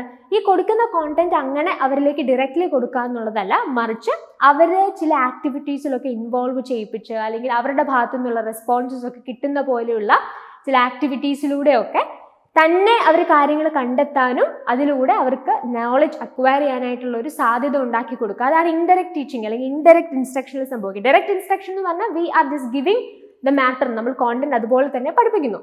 ഇൻഡയറക്റ്റ് ആണെന്നുണ്ടെങ്കിലോ അങ്ങനെ ഡയറക്റ്റ്ലി കൊടുക്കുന്ന ഒരു പരിപാടിയല്ല, അവരെ അതിനകത്ത് ഇൻവോൾവ് ചെയ്യിപ്പിക്കുക. അതായത് അതൊരു പ്രോസസ്സായിട്ട് ഗ്രാജുവലി അവർ അതിൽ നിന്ന് ചില കാര്യങ്ങൾ മനസ്സിലാക്കിക്കൊണ്ട് വരുന്ന രീതിയിൽ ഇപ്പം നമ്മൾ ചില എക്സാമ്പിൾസ് ഒക്കെ പറഞ്ഞ ആ എക്സാമ്പിൾസ് എന്താണെന്ന് ഐഡന്റിഫൈ ചെയ്ത് ആ എക്സാമ്പിൾസിന് പുറകിലുള്ള ആശയം മനസ്സിലാക്കി അവരെ കോൺസെപ്റ്റ് മനസ്സിലാക്കുകയാണെന്ന് വിചാരിക്കാം. സോ ബേസിക്കലി എന്താ ചെയ്യുന്നത്? അതൊരു ഇൻഡയറക്റ്റ് കൈൻഡ് ഓഫ് ടീച്ചിങ് അല്ലെ. നമ്മൾ ആ കോൺസെപ്റ്റ് ഡയറക്റ്റ്ലി പഠിപ്പിക്കുകയല്ല, നമ്മൾ ചില ഹിൻസ് കൊടുക്കുന്നു, അത് വെച്ച് അവർ അതിനെക്കുറിച്ച് കൃത്യമായി ചിന്തിച്ച് ചില ഐഡിയാസ് അവർ ഐഡന്റിഫൈ ചെയ്യുന്നു അല്ലെ. അപ്പൊ അതിനെയാണ് നമ്മൾ ഇൻഡയറക്റ്റ് ടീച്ചിങ് എന്ന് പറയാം. അപ്പൊ ഇവിടെ നിങ്ങൾ നോക്കിയേ, promoting classroom dialogue that encourages students to examine alternatives is an example of direct instruction. ഇവിടെ എന്താ? ക്ലാസ് റൂം, കുട്ടികൾ തമ്മിലുള്ള ഇന്ററാക്ഷൻ അല്ലെങ്കിൽ അവരുമായിട്ടുള്ള ഇന്ററാക്ഷൻസിന് അവിടെ ഒരു വേദി ഒരുക്കുന്നു. അതിലൂടെ കുട്ടികൾ ചില ഓൾട്ടർനേറ്റീവ്സ്, അതായത് ചില ഐഡിയാസ് അവരുടെ ഭാഗത്ത് നിന്ന് അവർ പറയുകയാണ്. അപ്പൊ തീർച്ചയായിട്ടും അതൊരു ഇൻഡയറക്റ്റ് ഇൻസ്ട്രക്ഷൻ ആണ്, ഡയറക്റ്റ് ഇൻസ്ട്രക്ഷൻ അല്ല. രണ്ടാമത്തെ സ്റ്റേറ്റ്മെന്റ് എന്താണ്? Probing refers to teacher statements that encourage students to elaborate an answer. So probing എന്നുള്ള ടേം നമ്മൾ ആ കീ ബിഹേവിയേഴ്സ്, ഹെൽപ്പിംഗ് ബിഹേവിയേഴ്സിൽ ഓൾറെഡി മെൻഷൻ ചെയ്തിരുന്നു. പ്രോബിങ്ങിൽ നമ്മൾ എന്താ ചെയ്യുന്നത്? ഒരു ടീച്ചർ കുട്ടികളെ എൻകറേജ് ചെയ്യുകയാണ്, അവരുടെ ആൻസർ ഇലാബറേറ്റ് ചെയ്യുക, അവരുടെ ഭാഗത്ത് നിന്ന് അവർക്ക് എന്താണോ അതിനെക്കുറിച്ച് അല്ലെങ്കിൽ അവർ മനസ്സിലാക്കിയ രീതിയിൽ അതിനെക്കുറിച്ച് പറയുന്നു. ആ രീതിയിനെയാണ് നമ്മൾ പ്രോബിംഗ് എന്ന് പറയുന്നത് കൊണ്ട് ഉദ്ദേശിക്കുന്നത്. അപ്പൊ അത് തന്നെയാണ് ഈ സ്റ്റേറ്റ്മെന്റ് 2 നമുക്ക് തന്നിരിക്കുന്നത്. അപ്പൊ സ്റ്റേറ്റ്മെന്റ് 1 തെറ്റാണ്. ഇവിടെ തന്നിട്ടുള്ള definition is basically about indirect instruction. അപ്പൊ സ്റ്റേറ്റ്മെന്റ് 1 തെറ്റാണ്, പക്ഷെ സ്റ്റേറ്റ്മെന്റ് 2 ശരിയാണ്. So statement 1 is false but statement 2 is true. That is option D. So the right answer for this question is option D itself. All right. അടുത്ത ചോദ്യം നമുക്ക് നോക്കാം. Identify the characteristics of the field dependent learners from the following. Perceives global aspects of concepts and materials, focuses on facts and principles, prefers to work alone, seeks guidance and demonstration from teacher, likes to cooperate. So basically നമ്മൾ ഈ ലേണേഴ്സിനെ എടുക്കുകയാണെന്നുണ്ടെങ്കിൽ അവരുടെ cognitive സ്റ്റൈലുണ്ട്. അതായത് അവരെങ്ങനെയാണ് കാര്യങ്ങൾ മനസ്സിലാക്കുന്നത്, എങ്ങനെയാണ് അവർ കാര്യങ്ങൾ പഠിക്കുന്നത് എന്നുള്ളതിൻ്റെ ബേസിസിൽ നമുക്ക് ലേണേഴ്സിനെ തന്നെ 2 ഗ്രൂപ്പ്സ് ആയിട്ട് തിരിക്കാനായിട്ട് സാധിക്കും. We have field dependent learners as well as field independent learners. അപ്പോൾ ഈ 2 ടൈപ്സ് ഓഫ് ലേണേഴ്സ് തമ്മിലുള്ള വ്യത്യാസം എന്താണെന്ന് മനസ്സിലാക്കണം. അങ്ങനെയുള്ള ക്വസ്റ്റ്യൻസ് യൂഷ്വലി നമുക്ക് ഒരുപാട് വരാറുണ്ട്. ഫീൽഡ് ഡിപ്പെൻഡൻറ്റ് ലേണേഴ്സിൻ്റെ പെക്യുലാരിറ്റീസ്, ക്യാരക്ടറിസ്റ്റിക്സ് ഐഡൻറ്റിഫൈ ചെയ്യാനും, അതോടൊപ്പം തന്നെ നേരെ മറിച്ച് ഫീൽഡ് ഇൻഡിപെൻഡൻറ്റ് ലേണേഴ്സിൻ്റെ പെക്യുലാരിറ്റീസ്, ക്യാരക്ടറിസ്റ്റിക്സ് ഒക്കെ ഐഡൻറ്റിഫൈ ഉള്ള ക്വസ്റ്റ്യൻസ് യൂഷ്വലി വരാറുണ്ട്. ഓക്കെ, അപ്പോൾ നമുക്ക് ജസ്റ്റ് നോക്കാം ഈ 2 ടൈപ്സ് ഓഫ് ലേണേഴ്സിൻ്റെ ഡിഫറൻസ് എന്താണ്, അതിനുശേഷം ആ ക്വസ്റ്റ്യനിലേക്ക് നമുക്ക് വരാം. ഫീൽഡ് ഡിപ്പെൻഡൻറ്റ് ലേണേഴ്സിൻ്റെ പ്രത്യേകത എന്താണ്? അവർ അങ്ങോട്ടും ഇങ്ങോട്ടും ഡിപ്പെൻഡ് ചെയ്ത് പഠിക്കാൻ ആഗ്രഹിക്കുന്നവർ. അതായത് ഒരു ഗ്രൂപ്പായിട്ടൊക്കെ ഒന്നിച്ച് ഇരുന്ന് പഠിക്കാൻ, അതായത് മറ്റുള്ളവരുടെ കൂടെ ദേ പ്രിഫർ ടു വർക്ക് വിത്ത് അല്ലെങ്കിൽ അതേഴ്സ്. അതാണ് മറ്റുള്ളവരുമായിട്ട് ഒന്നിച്ചിരുന്ന് പഠിക്കാനും ഒന്നിച്ച് സഹകരിച്ച് കാര്യങ്ങൾ ചെയ്യാനും ഗ്രൂപ്പായിട്ടൊക്കെ കാര്യങ്ങൾ ചെയ്യാൻ ആഗ്രഹിക്കുന്നവരായിരിക്കും ഫീൽഡ് ഡിപ്പെൻഡൻറ്റ് ലേണേഴ്സ് എന്ന് പറയുന്നത്. പക്ഷേ ഫീൽഡ് ഇൻഡിപെൻഡൻറ്റ് ലേണേഴ്സിൻ്റെ പ്രത്യേകത എന്താണ്? അവർ കുറച്ചും കൂടെ അവർക്കൊരു ഗ്രൂപ്പ് ടൈപ്പ് അപ്രോച്ചിനേക്കാളും കൂടുതൽ ഇംപേഴ്സൺ അല്ലെങ്കിൽ അവർക്ക് ഒറ്റയ്ക്ക് കാര്യങ്ങൾ ചെയ്യാനായിട്ടായിരിക്കും അവർക്ക് കൂടുതൽ താല്പര്യം. അവർ കുറച്ചും കൂടെ അനലിറ്റിക്കലായിരിക്കും, കാര്യങ്ങൾ അനലൈസ് ചെയ്ത് സ്വന്തമായി കാര്യങ്ങൾ ചെയ്യാനായിട്ട് താല്പര്യമുള്ളവരായിരിക്കും ഫീൽഡ് ഇൻഡിപെൻഡൻറ്റ് ലേണേഴ്സ്. അതുകൊണ്ട് തന്നെ ഫീൽഡ് ഡിപ്പെൻഡൻറ്റ് ലേണേഴ്സിനെ നമ്മൾ എന്താ പറയുക, ദേ ലൈക്സ് ടു കോപ്പറേറ്റ്. അവർക്ക് കോപ്പറേറ്റ് ചെയ്ത് സഹകരിച്ച് മറ്റുള്ളവരുടെ കൂടെ ചെയ്യാനായിട്ടായിരിക്കും താല്പര്യം. ഫീൽഡ് ഇൻഡിപെൻഡൻറ്റ് ലേണേഴ്സ് കുറച്ചുകൂടെ കോമ്പറ്റീറ്റീവ് ആയിരിക്കും, ദേ ലൈക്സ് ടു കോമ്പീറ്റ്. പിന്നെ മറ്റൊരു പ്രത്യേകത എന്താ? ഈ ഫീൽഡ് ഡിപ്പെൻഡൻ്റ് ആയിട്ടുള്ള ലേണേഴ്സ് എല്ലാ കാര്യങ്ങളും പ്രാക്ടീസ് ചെയ്ത് എക്സ്പെരിമെൻറ്റ് ചെയ്ത് പഠിക്കാൻ ആഗ്രഹിക്കുന്നവരായിരിക്കും. On the other hand field independent learners ആണെങ്കിലോ അവർ കുറച്ചും കൂടെ റാഷണൽ ആയിരിക്കും, അവർ കുറച്ചുകൂടെ റീസൺ ഔട്ട് ചെയ്ത് പഠിക്കുന്നവരായിരിക്കും. അവരിങ്ങനെ മറ്റുള്ളവരോട് കൺസൾട്ട് ചെയ്ത് പഠിക്കുക എന്നുള്ളൊരു രീതി അവരത്ര പ്രിഫർ ചെയ്യില്ല. പിന്നെ ഉള്ള മറ്റൊരു പ്രത്യേകത എന്താ? ഫീൽഡ് ഡിപ്പെൻഡൻറ്റ് ലേണേഴ്സിനെ നമ്മൾ ഗ്ലോബൽ ലേണേഴ്സ് എന്നും ഫീൽഡ് ഇൻഡിപെൻഡൻറ്റ് ലേണേഴ്സിനെ നമ്മൾ അനലിറ്റിക്കൽ ലേണേഴ്സ് എന്നുമാണ് വിളിക്കുന്നത്. എന്ന് വെച്ചാൽ എന്താ അർത്ഥം? ഇപ്പോൾ ഫീൽഡ് ഡിപ്പെൻഡൻറ്റ് ലേണേഴ്സ് എന്ന് പറഞ്ഞാൽ ഇപ്പം ഒരു കോൺസെപ്റ്റ് പഠിക്കണം എന്നുണ്ടെങ്കിൽ അവരെന്താ ചെയ്യാം, ആ ഒരു കാര്യത്തിൻ്റെ ജനറൽ മീനിങ് എന്താണ് എന്നുള്ളതിലായിരിക്കും അവർ കൂടുതലായിട്ട് ഫോക്കസ് ചെയ്യുക. പക്ഷേ അതേ ഹാൻഡ് ഫീൽഡ് ഇൻഡിപെൻഡൻറ്റ് ലേണേഴ്സിൻ്റെ പ്രത്യേകത എന്താ? അവർ ആ ഒരു പെർട്ടിക്കുലർ കാര്യത്തെ കൃത്യമായി അനലൈസ് ചെയ്തിട്ടായിരിക്കും പഠിക്കുക. അതായത് ആ കോണ്ടെക്സ്റ്റിൽ നിന്ന് മാറ്റി മറ്റൊരു സിറ്റുവേഷനിൽ അതിനെ കൊണ്ട് വെച്ചാൽ അതെങ്ങനെയായിരിക്കും, അല്ലെന്നുണ്ടെങ്കിൽ മറ്റൊരു കോണ്ടെക്സ്റ്റിൽ ഈ ഇഷ്യൂ വന്നാൽ ഇതിനെന്തായിരിക്കും ഇതിൻ്റെ റിസൾട്ട്, ആ രീതിയിൽ പഠിക്കാൻ താല്പര്യമുള്ളവർ അല്ലെങ്കിൽ അങ്ങനെയായിരിക്കും ഈ പറയുന്ന ഫീൽഡ് ഇൻഡിപെൻഡൻറ്റ് ലേണേഴ്സിൻ്റെ ഒരു കോഗ്നിറ്റീവ് സ്റ്റൈൽ എന്ന് പറയുന്നത്. അപ്പോൾ ഇത് വെച്ചിട്ട് നമ്മൾ ഈ ഒരു ക്വസ്റ്റ്യനിലേക്ക് വരുവാണെങ്കിൽ ഇതിനകത്ത് വേറെ പ്രധാനപ്പെട്ട കാര്യം, ഇപ്പോൾ ടീച്ചറുമായിട്ടുള്ള റിലേഷൻഷിപ്പ് എടുത്ത് നോക്കിയാൽ ഫീൽഡ് ഡിപ്പെൻഡൻറ്റ് ലേണേഴ്സിനെ സംബന്ധിച്ച് അവർ കുറച്ചുകൂടി ടീച്ചേഴ്സുമായിട്ട് അറ്റാച്ച്മെൻ്റ് ഉള്ള ആളുകളായിരിക്കും. ഓക്കെ, പക്ഷേ ഫീൽഡ് ഇൻഡിപെൻഡൻറ്റ് ലേണേഴ്സിനെ സംബന്ധിച്ചിടത്തോളം അവർക്ക് എന്താണ് എപ്പോഴും ടീച്ചറിൻ്റെ ഗൈഡൻസിൻ്റെ ഒരു ആവശ്യമില്ല, കാരണം അവർക്ക് തന്നെ കാര്യങ്ങൾ ചെയ്യാൻ സാധിക്കുന്നവരാണ്. അതാണ് അവർ ടീച്ചറുമായിട്ടുള്ള റിലേഷൻഷിപ്പുമായി ബന്ധപ്പെട്ട് നമുക്ക് ഓർക്കാനായിട്ട് സാധിക്കുന്ന കാര്യം. ഇവിടെ നമ്മളോട് ചോദിച്ചിരിക്കുന്ന എന്താ ഈ ക്വസ്റ്റ്യനിൽ ഫീൽഡ് ഡിപ്പെൻഡൻറ്റ് ലേണേഴ്സിൻ്റെ പ്രത്യേകതകൾ ഐഡൻറ്റിഫൈ ചെയ്യാനായിട്ടാണ് അല്ലേ. അപ്പോൾ നിങ്ങൾ നോക്കിയ ഓപ്ഷൻ എ എന്താ, perceives global aspects of concepts and materials. തീർച്ചയായിട്ടും ഫീൽഡ് ഡിപ്പെൻഡൻറ്റ് ലേണേഴ്സിനെ നമ്മൾ ഗ്ലോബൽ ലേണേഴ്സ് എന്ന് തന്നെയാണ് വിളിക്കുക. അപ്പോൾ എ നിങ്ങൾക്ക് എടുക്കാം. പിന്നെ നമുക്ക് തന്നിരിക്കുന്ന ഓപ്ഷൻസ് എന്തൊക്കെയാണ്, focuses on facts and principles. Facts and principles കുറച്ചും കൂടെ ഫീൽഡ് ഇൻഡിപെൻഡൻറ്റ് ലേണേഴ്സിൻ്റെ പ്രത്യേകതയാണ്. പിന്നെന്താ, പ്രിഫേഴ്സ് ടു വർക്ക് എലോൺ, അതും ഫീൽഡ് ഇൻഡിപെൻഡൻറ്റ് ലേണേഴ്സ് ആണ്. ഇവർ കുറച്ചും കൂടെ കോപ്പറേറ്റ് ചെയ്യാൻ ആഗ്രഹിക്കുന്നവരാണ്. Seeks guidance and demonstration from teacher. തീർച്ചയായിട്ടും ഇവർക്ക് കുറച്ചും കൂടി ടീച്ചേഴ്സിനോട് അറ്റാച്ച്മെൻറ്റ്, അവരുടെ ഗൈഡൻസ് ഒക്കെ കിട്ടാൻ ആഗ്രഹമുള്ളവരായിരിക്കും. സോ ഡി നമുക്ക് എടുക്കാം. Likes to cooperate, yeah sure, dependent ലേണറിൻ്റെ ഒരു പ്രത്യേകതയാണത്. അങ്ങനെയാണെങ്കിൽ ഈ ക്വസ്റ്റിൻ്റെ ആൻസേഴ്സ് ഏതൊക്കെയാണ്, A, D and D. So A, D and E എന്ന് പറയുന്ന ഓപ്ഷൻ ബി ആണ്. So the right answer for this question is option B itself. അടുത്ത ക്വസ്റ്റ്യൻ അഗെയിൻ സ്റ്റേറ്റ്മെന്റ് ക്വസ്റ്റ്യൻ ആണ്. Statement 1 says knowledge comprehension and application levels in Bloom's taxonomy belong to the higher level of cognitive learning. Statement 2 says organization and characterization belong to higher level of affective outcomes. So basically question കണ്ടപ്പോൾ നിങ്ങൾക്ക് മനസ്സിലായി കാണും നമുക്ക് different domains ഉണ്ടല്ലേ. നമുക്ക് cognitive domain ഉണ്ട്, which is actually focusing on our intellectual abilities. നമ്മുടെ intellectual abilities ആണ് കോഗ്നിറ്റീവ് ഡൊമൈനിൽ വരിക. അഫക്റ്റീവ് ഡൊമൈനിൽ എന്താ, നമ്മുടെ ഫീലിങ്സ്, ഇമോഷൻസ്, മോട്ടിവേഷൻ, അങ്ങനെയുള്ള കാര്യങ്ങളൊക്കെയാണ് അഫക്റ്റീവ് ഡൊമൈനിലുള്ളത്. And finally we have psychomotor domain. അവിടെ എന്താ ഫോക്കസ് ചെയ്യുന്നത്, നമ്മുടെ സ്കിൽസ്, അതാണ് അവിടെ ബേസിക്, നമ്മുടെ മോട്ടോർ സ്കിൽസും കാര്യങ്ങളൊക്കെയാണ് സൈക്കോമോട്ടർ ഡൊമൈനിൽ വരിക. സോ ഈ സ്റ്റേറ്റ്മെന്റിൽ ഒന്നാമത്തെ സ്റ്റേറ്റ്മെന്റ് നമ്മുടെ കോഗ്നിറ്റീവ് ഡൊമൈനുമായിട്ട് ബന്ധപ്പെട്ട ടാക്സോണമി, ബ്ലൂംസ് ടാക്സോണമിയിൽ വരുന്ന ഒരു ക്വസ്റ്റ്യൻ ആണ്. അതിനുശേഷം രണ്ടാമത്തെ statement instructional objectives for affective domain, affective ഡൊമൈനുമായിട്ട് ബന്ധപ്പെട്ട ടാക്സോണമി റിലേറ്റഡ് ആയിട്ടുള്ള ഒരു ക്വസ്റ്റ്യൻ ആണ് രണ്ടാമത്തെ സ്റ്റേറ്റ്മെന്റിൽ നമുക്ക് കാണാനായിട്ട് സാധിക്കുന്നത്. അപ്പോൾ ഈ ക്വസ്റ്റ്യൻ ആൻസർ ചെയ്യണം എന്നുണ്ടെങ്കിൽ തീർച്ചയായിട്ടും ബ്ലൂംസ് ടാക്സോണമിയും അതുപോലെ തന്നെ അഫക്റ്റീവ് ഡൊമൈൻ്റെ ടാക്സോണമിയുടെയും കൃത്യമായിട്ടുള്ള ഹയറാർക്കിക്കൽ ഓർഡർ ഏതാണെന്ന് നമ്മൾ അറിയണം. കാരണം ഇവർ പറഞ്ഞിരിക്കുന്നത് എന്താ, ഇതിനകത്ത് ഹയർ ലെവൽ കോഗ്നിറ്റീവ് ലേണിംഗ് എന്ന് പറയുന്ന നോളജ് കോംപ്രിഹെൻഷൻ ആപ്ലിക്കേഷൻ ആണെന്നാണ്. ഇവിടെ അഫക്റ്റീവ് ഡൊമൈൻ ആണെങ്കിൽ ഓർഗനൈസേഷനും ക്യാരക്ടറൈസേഷനും ആണെന്നുള്ളത്. അപ്പോൾ കൃത്യമായി ആ ഹയറാർക്കി, ആ ഒരു സീക്വൻസ് എന്താണെന്ന് അറിഞ്ഞാൽ മാത്രമേ നമുക്ക് ഇത് ആൻസർ ചെയ്യാനായിട്ട് സാധിക്കുള്ളൂ. അപ്പോൾ ബ്ലൂംസ് ടാക്സോണമി നമ്മൾ എടുക്കുകയാണെങ്കിൽ ഇതിൻ്റെ ഹയറാർക്കി എന്താണ്, knowledge comprehension, application, analysis, synthesis and finally evaluation. അപ്പോൾ ഇതിനെക്കുറിച്ചൊക്കെ വളരെ ഡീറ്റെയിൽഡ് ആയിട്ട് നമ്മൾ ടീച്ചിങ് ആപ്റ്റിറ്റ്യൂഡിൻ്റെ അനാലിസിസ് ചെയ്തപ്പോൾ പറഞ്ഞതാണ് അല്ലേ. കോഗ്നിറ്റീവ് ഡൊമൈനിൻ്റെ ഡിഫറെൻറ്റ് ഔട്ട്കംസ് ഉണ്ട്. ബേസിക് ആയിട്ട് എന്താ, നമ്മൾ വിചാരിക്കുന്ന കാര്യം അല്ലെങ്കിൽ നമ്മൾ പ്രതീക്ഷിക്കുന്ന ഒരു ഔട്ട്കം എന്താ, കാര്യങ്ങൾ കാണാതെ പഠിക്കുക അല്ലേ, അത് നോളജ്. പിന്നെന്താ, കോംപ്രിഹെൻഷൻ, കാര്യങ്ങൾ മനസ്സിലാക്കുക, അതിനുശേഷം അതിനെ അപ്ലൈ ചെയ്യാനായിട്ട് സാധിക്കും. പിന്നെ അനാലിസിസ് വരും, അതിനുശേഷം സിന്തസൈസ് ആൻഡ് ഫൈനലി ഇവാലുവേഷൻ. ഇതാണ് ബ്ലൂംസ് ടാക്സോണമിയുടെ ഹയറാർക്കി. അപ്പോൾ ഇതിൻ്റെ ഏറ്റവും ഹയസ്റ്റ് ലെവൽ ഏതൊക്കെയാണ്, സിന്തസിസും ഇവാലുവേഷനും. ഇനി അടുത്തത് instructional objectives for affective domain ആണെങ്കിലോ receiving, responding, valuing, organising and finally characterising. അതായത് നമ്മൾ വാല്യൂസ്, നമ്മൾ ചില കാര്യങ്ങൾ റിസീവ് ചെയ്യുന്നു, പിന്നെ അതിനോട് റെസ്പോണ്ട് ചെയ്യുന്നു, കൃത്യമായി നമ്മൾ റെസ്പോണ്ട് ചെയ്യുന്നു, അല്ലെങ്കിൽ നമുക്ക് ഉള്ള കാര്യങ്ങളെ നമ്മൾ വാല്യൂ ചെയ്യുന്നു, ഓരോന്നിനും കൊടുക്കേണ്ട വാല്യൂ നമ്മൾ കൊടുക്കുന്നു. ആ വാല്യൂ ചെയ്യുന്ന കാര്യങ്ങളിൽ ചില കാര്യങ്ങൾ നമുക്ക് സിഗ്നിഫിക്കൻ്റ് ആണ്, ഇമ്പോർട്ടൻ്റ് ആണ്, അങ്ങനെ നമ്മൾ പ്രയോറിറ്റൈസ് ചെയ്യുന്നു, that is organising. And finally ആ ഒരു വാല്യൂ സിസ്റ്റത്തിൻ്റെ ബേസിൽ, അല്ലെങ്കിൽ നമ്മൾ ഓർഗനൈസ് ചെയ്തുണ്ടാക്കിയിരിക്കുന്ന ആ ഒരു സിസ്റ്റത്തിൻ്റെ ബേസിൽ നമ്മൾ എന്തോ അത് നമ്മൾ ഇൻറ്റേർണലൈസ് ചെയ്തിട്ട് ആ രീതിയിൽ നമ്മുടെ ആക്ഷൻസ് നമ്മൾ ചെയ്യുന്നു. സോ അതാണ് instructional objectives for affective domain കൊണ്ട് നമ്മൾ ഉദ്ദേശിക്കുന്നത്. അപ്പോൾ ഇതിൻ്റെയൊക്കെ ഡീറ്റെയിൽസിലേക്ക് നമ്മളിപ്പോൾ പോകുന്നില്ല, ജസ്റ്റ് ഈ ഹയറാർക്കിനെ ബേസ് ചെയ്തിട്ടുള്ള ഒരു ക്വസ്റ്റ്യൻ ആയിരുന്നു അത്. സോ ഇനി നിങ്ങൾ ക്വസ്റ്റ്യനിലേക്ക് വരുവാണെങ്കിൽ നോളജ് കോംപ്രിഹെൻഷൻ ആൻഡ് ആപ്ലിക്കേഷൻ, ഇതാണ് ബ്ലൂംസ് ടാക്സോണമിയുടെ higher level of cognitive learning എന്നാണ് പറഞ്ഞിരിക്കുന്നത്. അത് തെറ്റാണ് അല്ലേ. നോളജ് കോംപ്രിഹെൻഷൻ ആപ്ലിക്കേഷൻ അതിൻ്റെ സ്റ്റാർട്ടിംഗ് ലെവലിലുള്ളതാണ്. ഓക്കെ, സിന്തസിസ് ഇവാലുവേഷൻ ആണ് ഇതിൻ്റെ ഹയസ്റ്റ് ലെവൽ എന്ന് പറയുന്നത്. So in that case statement 1 തെറ്റാണ്. ഇനി അഫക്റ്റീവ് ഡൊമൈനുമായിട്ട് ബന്ധപ്പെട്ടുള്ള ഔട്ട്കംസ് ആണെങ്കിലോ ഓർഗനൈസേഷൻ ആൻഡ് ക്യാരക്ടറൈസേഷൻ. അത് വളരെ ശരിയായിട്ടുള്ളൊരു സ്റ്റേറ്റ്മെന്റ് ആണ്. So statement 1 is wrong but statement 2 is true. അപ്പൊ അങ്ങനെയാണെങ്കിൽ ആൻസർ ചെയ്താൽ statement 1 is incorrect but statement 2 is correct. That is option D. അടുത്ത ചോദ്യം, ഇത് ഇവാലുവേഷൻ റിലേറ്റഡ് ആയിട്ടുള്ള ഒരു ക്വസ്റ്റൻ ആയിരുന്നു. അസേർഷൻ റീസൺ ക്വസ്റ്റൻ ആണ്. നമ്മൾ ഓൾറെഡി ഈ ഫോർമേറ്റീവ് അസസ്മെന്റിനെ കുറിച്ചൊക്കെ നമ്മളുടെ നേരത്തെ ഉള്ള ഒരു ക്വസ്റ്റനുമായിട്ട് റിലേറ്റ് ചെയ്ത് നമ്മൾ ഡിസ്കസ് ചെയ്തിരുന്നു. അതുകൊണ്ട് തന്നെ ഇത് നിങ്ങൾക്ക് ഇനി ആൻസർ ചെയ്യാൻ ബുദ്ധിമുട്ടില്ല.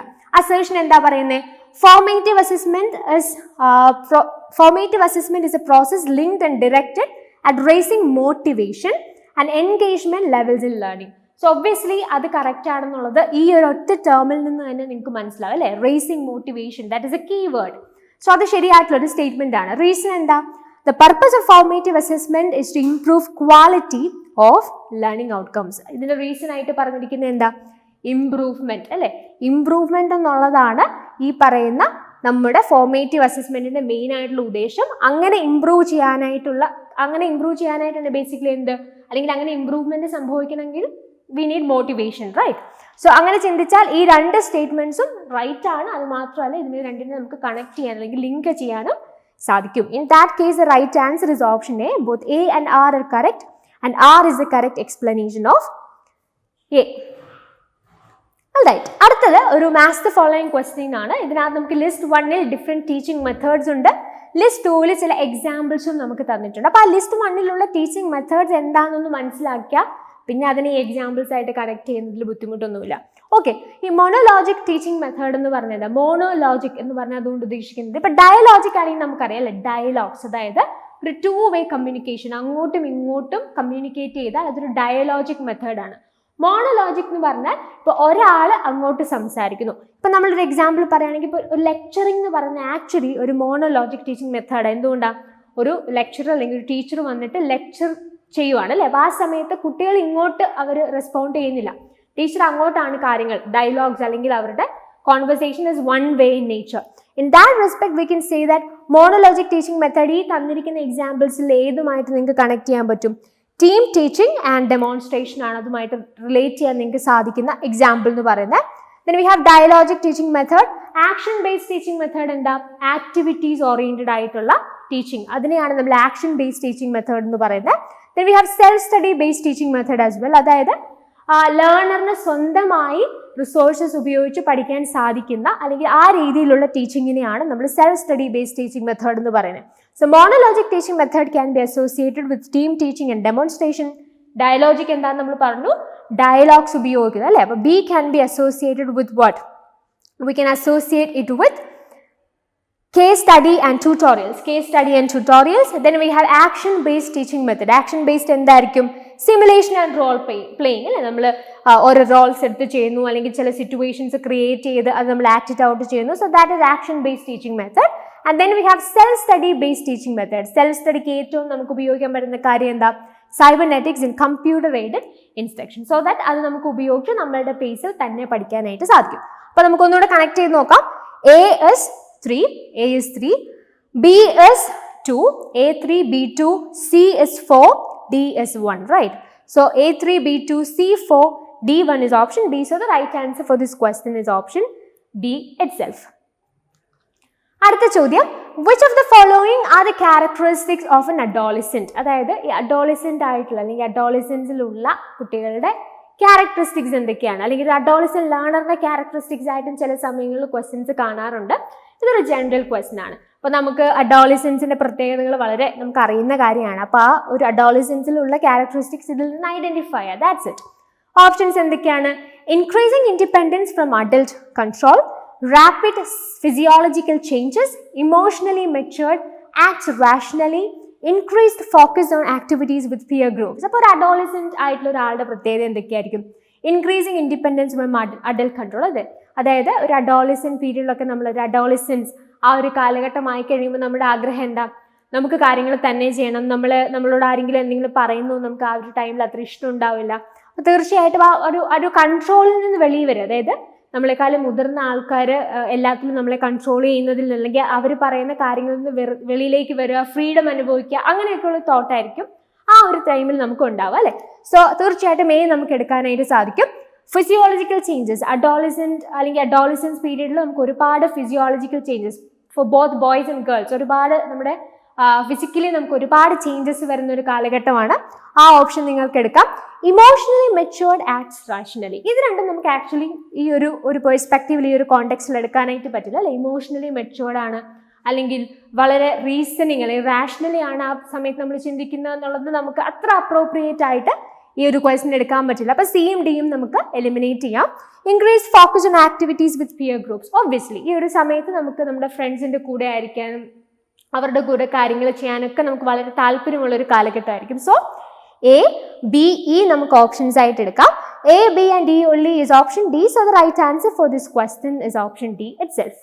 Moving to the next question, the theory of zone of proximal development was proposed by, and we have the options Piaget, Freud, Vygotsky and Bloom. അപ്പോൾ ഈ സോൺ ഓഫ് പ്രോക്സിമൽ ഡെവലപ്മെന്റ് എന്ന് പറയുന്ന ഐഡിയ അല്ലെങ്കിൽ theory propose ചെയ്ത ആരാണെന്നാണ് question. Very direct question. ഇതിന്റെ answer is option C, Vygotsky. So എന്തായാലും ആ ഒരു തിയറി എന്താണെന്ന് നമുക്ക് ജസ്റ്റ് ഒന്ന് നോക്കാം. അതിനുശേഷം will be moving to the next question. ഈ സോൺ ഓഫ് പ്രോക്സിമൽ ഡെവലപ്മെന്റ് എന്ന് പറഞ്ഞാൽ എന്താ?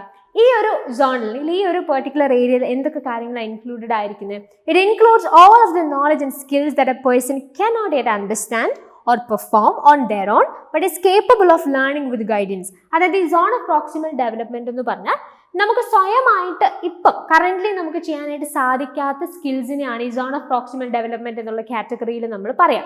അതായത് നമുക്ക് തന്നെ ചെയ്യാൻ പറ്റില്ല, പക്ഷേ ഇഫ് വി ആർ ഗൈഡഡ്, നമുക്കൊരു പ്രോപ്പർ ഗൈഡൻസ് കിട്ടിയാൽ നമുക്ക് തീർച്ചയായിട്ടും ചെയ്യാൻ സാധിക്കുന്ന, അതായത് നമുക്ക് പഠിച്ചെടുക്കാൻ സാധിക്കുന്ന സ്കിൽസ് ആണ്, പക്ഷെ നമുക്ക് തന്നെ ചെയ്യാൻ സാധിക്കില്ല. അങ്ങനെയുള്ള സ്കിൽസിനെയാണ് ഈ സോൺ ഓഫ് പ്രോക്സിമൽ ഡെവലപ്മെന്റ് എന്നുള്ള കാറ്റഗറിയിൽ നമ്മൾ ഉൾക്കൊള്ളിക്കാം. സോ നിങ്ങൾ ഒരു പിക്ചർ നോക്കിക്കഴിഞ്ഞാൽ ഇപ്പം നമ്മൾ ഡിഫറെൻറ്റ് സ്കിൽസിനെ കുറിച്ച് ചിന്തിക്കുകയാണെന്നുണ്ടെങ്കിൽ 3 കാറ്റഗറീസ് ആയിട്ടായിരിക്കും നമുക്ക് അതിനെ മനസ്സിലാക്കാനായിട്ട് സാധിക്കുന്നത്. There are certain skills that we can do independently. Basically നമുക്ക് ആരുടെയും സഹായമില്ലാണ്ട് ചെയ്യാൻ പറ്റുന്ന കുറച്ച് സ്കിൽസ് ഉണ്ട്. ഇത് ഓരോ ആൾക്കാരെ സംബന്ധിച്ചും ഡിഫറെൻ്റ് ആയിരിക്കും അല്ലേ. ഇപ്പോൾ എനിക്ക് മറ്റൊരാളുടെ സഹായമില്ലാതെ ചെയ്യാനായിട്ട് സാധിക്കുന്ന ചില കാര്യങ്ങൾ മറ്റൊരാൾക്ക് അങ്ങനെ സാധിക്കണം എന്നില്ല. അതായത് ചില ആൾക്കാർ they are good at numbers, അവർക്ക് നമ്പേഴ്സ് റിലേറ്റഡ് ആയിട്ടുള്ള കാര്യങ്ങളൊക്കെ ഈസി ആയിട്ട് അവർക്ക് തന്നെ ചെയ്യാനായിട്ട് സാധിക്കും. പക്ഷെ മറ്റു ചില ആളുകളെ സംബന്ധിച്ചിടത്തോളം ഈ നമ്പേഴ്സിൽ അവർ കുറച്ച് വീക്ക് ആയിരിക്കും. അപ്പോൾ നമ്പർ റിലേറ്റഡ് ആയിട്ടുള്ള ഇപ്പോൾ പ്രോബ്ലംസോ അല്ലെങ്കിൽ അത് റിലേറ്റഡ് ആയിട്ടുള്ള കാര്യങ്ങളൊക്കെ ചെയ്യണമെങ്കിൽ ദേ നീഡ് someone else, ആരുടെയെങ്കിലും ഒരു ഗൈഡൻസ് അവർക്ക് വേണം അല്ലേ. അപ്പോൾ അതിനെയാണ് ബേസിക്കലി ആ ഒരു ആശയമാണ് നമ്മൾ ഇവിടെയും ബേസിക്കലി ഫോക്കസ് ചെയ്യുന്നത്. There are certain skills that we can do independently. നമുക്ക് തന്നെ ചെയ്യാൻ സാധിക്കുന്ന കാര്യങ്ങളുണ്ട്. അതുപോലെ തന്നെ ഈ ഔട്ടർ സർക്കിളിൽ നിങ്ങൾ നോക്കിയാൽ there are certain skills that we cannot do even if guided. അതായത് നമുക്ക് ഇൻഡിപെൻഡൻ്റ്ലി ചെയ്യാനായിട്ട് സാധിക്കുന്ന ചില കാര്യങ്ങളുണ്ട്, അതുപോലെ തന്നെ നമുക്ക് ഒരിക്കലും ചെയ്യാൻ സാധിക്കാത്ത കാര്യങ്ങളുമുണ്ട്. ഇതിനിടയിൽ ഒരു കാറ്റഗറി ഓഫ് സ്കിൽസ് ഉണ്ട്. അതെന്താണ്? നമുക്ക് ഇപ്പം തന്നെ ചെയ്യാനായിട്ട് സാധിച്ചില്ലെന്ന് വന്നേക്കാം, പക്ഷേ ഒരു ആൾ ഗൈഡ് ചെയ്താൽ അല്ലെങ്കിൽ നമുക്ക് അതൊന്ന് പഠിപ്പിച്ച് തന്നാൽ നമുക്ക് ചെയ്യാനായിട്ട് സാധിക്കുന്ന കാര്യങ്ങളുമുണ്ട്. അപ്പോൾ നമുക്ക് തന്നെ ചെയ്യാൻ സാധിക്കുന്ന സ്കിൽസ് ഉണ്ട്, ഒരാൾ ഗൈഡ് ചെയ്യാനുണ്ടെങ്കിൽ ചെയ്യാൻ സാധിക്കുന്ന സ്കിൽസ് ഉണ്ട്. ഇനി ഗൈഡ് ചെയ്താലും നമുക്ക് ആ ഫീൽഡ് നമുക്ക് പറ്റില്ല, അല്ലെങ്കിൽ അത് നമുക്ക് അത്ര നമ്മൾ ആ ഫീൽഡുമായിട്ട് അല്ലെങ്കിൽ അതിനകത്ത് നമുക്കൊരു സ്കില്ലില്ല. അപ്പം അങ്ങനെയുള്ള കാര്യങ്ങളുമുണ്ട്. അപ്പം അതിനകത്ത് ഈ ഗൈഡ് ചെയ്താൽ നമുക്ക് ചെയ്യാനായിട്ട് സാധിക്കുന്ന സ്കിൽസ്, അതിനെയാണ് നമ്മൾ ഈ സോൺ ഓഫ് പ്രോക്സിമൽ ഡെവലപ്മെന്റ് അല്ലെങ്കിൽ ZPD എന്നതുകൊണ്ട് ഉദ്ദേശിക്കുന്നത്. അപ്പോൾ ഈ ഓരോ വ്യക്തിയുടെയും zone of proximal development different ആയിരിക്കും. ഇപ്പം ഞാൻ ഓൾറെഡി പറഞ്ഞില്ലേ, ചില ആൾക്കാരെ സംബന്ധിച്ചിടത്തോളം ഇപ്പം ചില ആളുകൾക്ക് നമ്പേഴ്സ് വളരെ ഈസി ആയിട്ട് കൈകാര്യം ചെയ്യാനായിട്ട് സാധിക്കും. അവർക്ക് മറ്റൊരാളുടെ ഹെൽപ്പ് ഇല്ലാതെ തന്നെ നമ്പർ റിലേറ്റഡ് ആയിട്ടുള്ള കാര്യങ്ങൾ ലോജിക്കലി ഒക്കെ ചിന്തിക്കാനൊക്കെ കഴിവുള്ള ന്യൂമറിക്കൽ എബിലിറ്റീസ് ഒക്കെ വളരെ കൂടുതലുള്ള ആളുകളുണ്ട്. അപ്പം അവരുടെ ഈ ഒരു നമ്പേഴ്സ് അല്ലെങ്കിൽ ന്യൂമറിക്കൽ എബിലിറ്റി നമ്മൾ പറയാം, അതൊരു സ്കില്ലായിട്ട് നമ്മൾ പറഞ്ഞാൽ ന്യൂമറിക്കൽ എബിലിറ്റീസ് ഇൻഡിപെൻഡൻ്റ് ആയിട്ട് ചെയ്യാനായിട്ട് സാധിക്കുന്ന ആളുകളുണ്ട് അല്ലേ. അറ്റ് ദ സെയിം ടൈം അത് അവരുടെ ഈ ഗൈഡ് സോൺ ഓഫ് പ്രോക്സിമൽ ഡെവലപ്മെന്റിൽ വരുന്ന ചില ആളുകളുണ്ട്. അതായത് തന്നെ ചെയ്യാൻ ബുദ്ധിമുട്ടാണ്, പക്ഷെ ഒരാളെ ഹെൽപ്പ് ചെയ്ത് കഴിഞ്ഞാൽ ചെയ്യാനായിട്ട് സാധിക്കും. അതുപോലെ തന്നെ ഈ ന്യൂമറിക്കൽ എബിലിറ്റി നമ്പർ റിലേറ്റഡ് ആയിട്ടുള്ള കാര്യങ്ങൾ ഈവൻ ഇഫ് ആരെങ്കിലും ഗൈഡ് ചെയ്താൽ പോലും ഒട്ടും അത് ചെയ്യാൻ കഴിയാത്ത ആളുകളുണ്ട് അല്ലേ. അപ്പം അവരെ സംബന്ധിച്ചിടത്തോളം ആ പെർട്ടിക്കുലർ എബിലിറ്റി ന്യൂമറിക്കൽ എബിലിറ്റി ഏത് കാറ്റഗറിയിലാണ് വരുന്നത്? Can't do even if guided. So ഇതാണ് ബേസിക്കലി ഇതിന്റെ ഐഡിയ എന്ന് പറയുന്നത്. അപ്പോൾ സോൺ ഓഫ് പ്രോക്സിമൽ ഡെവലപ്മെന്റ് എന്ന് പറയുന്ന ഈ ഒരു കോൺസെപ്റ്റ് അത് പ്രപ്പോസ് ചെയ്തത് വൈഗോട്സ്കി ആണെന്ന് ഓർത്തിരിക്കുക. ആ കോൺസെപ്റ്റ് എന്താണെന്നുള്ളത്, ആ തിയറി എന്താണെന്നുള്ളതും നമ്മൾ ജസ്റ്റ് പറഞ്ഞു കഴിഞ്ഞു. ഇപ്പം ഇതുമായിട്ട് റിലേറ്റ് ചെയ്തിട്ട് ഇനിയും കുറേ കോൺസെപ്റ്റ്സ് നമുക്ക് ഓർക്കാനായിട്ട് സാധിക്കും. MKO the more knowledgeable other എന്നൊക്കെ പറഞ്ഞ് കുറേ ആശയങ്ങൾ ഇതുമായി റിലേറ്റ് ചെയ്തിട്ടുണ്ട്. പക്ഷെ നമ്മൾ ആ ക്വസ്റ്റ്യൻ ബേസ് ചെയ്തിട്ടുള്ള കാര്യങ്ങളാണ് ഡിസ്കസ് ചെയ്തത്. കൂടുതൽ ഡീറ്റെയിൽസും ഇതുപോലുള്ള ക്ലാസ്സുകളൊക്കെ നമ്മുടെ LMS പ്ലാറ്റ്ഫോമിൽ അവൈലബിൾ ആണ്. അപ്പോൾ നിങ്ങൾക്ക് LMS പ്ലാറ്റ്ഫോമിനെ കുറിച്ചോ അല്ലെങ്കിൽ നമ്മുടെ ക്ലാസ്സുകളെ കുറിച്ചോ അറിയാൻ താല്പര്യമുണ്ടെങ്കിൽ നിങ്ങൾക്ക് തീർച്ചയായിട്ടും ആപ്പിൾ ബി അക്കാഡമി ആയിട്ട് കോൺടാക്ട് ചെയ്യാനായിട്ട് സാധിക്കും. ഓൾറൈറ്റ്, നമ്മൾ അടുത്ത ക്വസ്റ്റ്യനിലേക്ക് പോവുകയാണ്. So ഇതൊരു സ്റ്റേറ്റ്മെന്റ് ക്വസ്റ്റ്യൻ ആണ്. Statement 1 says reliability refers to whether a test measures what it says it measures. Statement 2 says validity refers to whether a test consistently yields the same or similar scores. അപ്പം ഇതിനകത്ത് basically നിങ്ങൾക്ക് different options ഇവിടെ തന്നിട്ടുണ്ട്. അപ്പോൾ ഇവിടെ നമ്മളോട് ചോദിച്ചിരിക്കുന്നത് എന്താ, ഇപ്പം ഈ റിലയബിലിറ്റി വാലിഡിറ്റി എന്ന് പറയുന്ന കോൺസെപ്റ്റുകൾ നിങ്ങൾക്ക് ടീച്ചിങ് ആപ്റ്റിറ്റ്യൂഡിലും അതോടൊപ്പം തന്നെ റിസർച്ച് ആപ്റ്റിറ്റ്യൂഡിലും വളരെയധികം ഹെൽപ്ഫുൾ ആവുന്ന അല്ലെങ്കിൽ വളരെയധികം യൂസ്ഫുൾ ആയിട്ടുള്ള ഐഡിയാസ് ആണ്. ഈ റിലയബിലിറ്റി എന്ന വാക്ക് കേൾക്കുമ്പോൾ തന്നെ നിങ്ങളുടെ മനസ്സിലേക്ക് ഓടി വരേണ്ട ആശയം എന്താണ്, കൺസിസ്റ്റൻസി എന്നുള്ളതാണ്. അതായത് ഇപ്പം ഒരു ടെസ്റ്റിൽ നിങ്ങൾക്ക് ഒരു റിസൾട്ട് കിട്ടി, ആ ടെസ്റ്റ് തന്നെ നിങ്ങൾ കുറച്ച് കഴിഞ്ഞ് നടത്തിയാൽ ആ സെയിം റിസൾട്ട് നിങ്ങൾക്ക് വീണ്ടും ലഭിക്കുന്നുണ്ടോ, അതായത് if there is A kind of consistency across time, ഇപ്പം നടത്തുന്ന ഒരു ടെസ്റ്റ് പിന്നെയും നടത്തിയാൽ അതിനകത്ത് സെയിം റിസൾട്ട് ആണോ ലഭിക്കുന്നത്, അതാണ് റിലയബിലിറ്റി എന്ന് പറഞ്ഞാൽ. ആ റിസൾട്ടിൽ ഒരു കൺസിസ്റ്റൻസി ഉണ്ടോ, അതാണ് റിലയബിലിറ്റിയിൽ നമ്മൾ ഫോക്കസ് ചെയ്യുന്ന കാര്യം എന്ന് പറയുന്നത്. ഇനി വാലിഡിറ്റി എന്ന് പറഞ്ഞാൽ എന്താ, ഇപ്പം നമ്മളൊരു ടെസ്റ്റ് കണ്ടക്ട് ചെയ്യുമ്പോൾ ആ ടെസ്റ്റ് കൊണ്ട് നമ്മൾ ഉദ്ദേശിക്കുന്ന ഒരു കാര്യം ഉണ്ടായിരിക്കും അല്ലേ. ഇപ്പം നമ്മൾ ഒരു പെർട്ടിക്കുലർ ടെസ്റ്റ് നടത്തുന്നു, ഇപ്പം നമ്മൾ മാക്സിമം പെർഫോമൻസ് ടെസ്റ്റിനെ കുറിച്ച് പറഞ്ഞു അല്ലേ. അപ്പോൾ മാക്സിമം പെർഫോമൻസ് ടെസ്റ്റിൽ നമ്മൾ എന്താ ഫോക്കസ് ചെയ്യുന്നത്, ഒരു വ്യക്തിയുടെ ഏറ്റവും മാക്സിമം എബിലിറ്റി എന്താണ് എന്നുള്ളതാണ് നമ്മളവിടെ നോക്കുന്നത്. അല്ലെങ്കിൽ നമ്മളൊരു പേഴ്സണാലിറ്റി ടെസ്റ്റ് നടത്തുകയാണ്, അപ്പോൾ പേഴ്സണാലിറ്റി ടെസ്റ്റിൽ അദ്ദേഹത്തിൻ്റെ പേഴ്സണാലിറ്റി റിലേറ്റഡ് ആയിട്ടുള്ള അദ്ദേഹത്തിൻ്റെ ബിഹേവിയർ, അദ്ദേഹത്തിൻ്റെ ക്യാരക്ടർ റിലേറ്റഡ് ആയിട്ടുള്ള കാര്യങ്ങളാണ് അസസ് ചെയ്യപ്പെടേണ്ടത്. അപ്പം ബേസിക്കലി പറയുകയാണെങ്കിൽ നിങ്ങളൊരു പേഴ്സണാലിറ്റി ടെസ്റ്റ് ഉണ്ടാക്കി എന്ന് വിചാരിക്കുക, ആ ഒരു പേഴ്സണാലിറ്റി ടെസ്റ്റിന് വാലിഡിറ്റി ഉണ്ടെങ്കിൽ അവിടെ എന്താ നിങ്ങൾക്ക് മനസ്സിലാക്കാൻ സാധിക്കുന്നത്, അല്ലെങ്കിൽ ഒരു പേഴ്സണാലിറ്റി ടെസ്റ്റ് വാലിഡ് ആണോ എന്ന് അറിയണമെങ്കിൽ എന്താ നിങ്ങൾ നോക്കണ്ടേ, ആ പേഴ്സണാലിറ്റി ടെസ്റ്റ് കൊണ്ട് എന്താണോ നിങ്ങൾ അസസ് ചെയ്യാനായിട്ട് ഉദ്ദേശിച്ചത് ആ കാര്യം കൃത്യമായി ആ ടെസ്റ്റ് കണ്ടക്ട് ചെയ്യുന്നത് മുഖാന്തരം അസസ് ചെയ്യാൻ നിങ്ങൾക്ക് സാധിക്കുമോ, അതാണ് വാലിഡിറ്റി കൊണ്ട് ഉദ്ദേശിക്കുന്നത്. റിലയബിലിറ്റി എന്താ, കൺസിസ്റ്റൻസി. ഈ ഒരു ടെസ്റ്റ് നിങ്ങൾ നടത്തി അതിനൊരു റിസൾട്ട് നിങ്ങൾക്ക് കിട്ടി, അതേ ടെസ്റ്റ് പിന്നെ ഒന്നും കൂടെ ആവർത്തിച്ചാൽ ആ സെയിം റിസൾട്ട് ആവർത്തിക്കപ്പെടുമോ, ദാറ്റ് ഈസ് കൺസിസ്റ്റൻസി. ഇനിയും നിങ്ങൾ ഈ സ്റ്റേറ്റ്മെന്റ്സിലേക്ക് നോക്കിയേ. Reliability refers to whether a test measures what it says it measures. Basically ഇവിടെ തന്നിരിക്കുന്ന ഈ ഡെഫിനേഷൻ റിലയബിലിറ്റിയുടെ ഡെഫിനേഷൻ അല്ല, മറിച്ച് വാലിഡിറ്റിയുടെ ഡെഫിനേഷൻ ആണ്. സ്റ്റേറ്റ്മെന്റ് 2 എന്താ, validity refers to whether a test consistently yields the same or similar scores. Consistency is the key term that you can associate with reliability. അങ്ങനെയാണെങ്കിൽ ഈ definition എന്തിനെ കുറിച്ചാണ്, റിലയബിലിറ്റിയെ കുറിച്ച്. അപ്പോൾ ഈ രണ്ട് സ്റ്റേറ്റ്മെന്റും ആക്ച്വലി തെറ്റാണ്. ആദ്യത്തെ സ്റ്റേറ്റ്മെന്റ് റിലയബിലിറ്റി എന്ന് പറഞ്ഞു തന്നിരിക്കുന്ന ഡെഫിനേഷൻ വാലിഡിറ്റിയുടേതും, രണ്ടാമത്തേതിൽ വാലിഡിറ്റി എന്ന് പറഞ്ഞ് നിങ്ങൾക്ക് തന്നിരിക്കുന്ന ഡെഫിനേഷൻ ഏതിൻ്റെയാണ്, റിലയബിലിറ്റിയുടെയുമാണ്. അപ്പോൾ നേരെ തിരിച്ചാണ് കൊടുത്തിരിക്കുന്നത്. അപ്പോൾ ഈ ക്വസ്റ്റിൻ്റെ ആൻസർ എന്താ, രണ്ട് സ്റ്റേറ്റ്മെന്റുകളും തെറ്റാണ് എന്നുള്ളതാണ് answer. So both statement 1 and statement 2 are incorrect. That is option B. So the right answer for this question is option B itself. അടുത്ത ചോദ്യം സ്റ്റേറ്റ്മെന്റ് ക്വസ്റ്റ്യൻസ് ആണ്.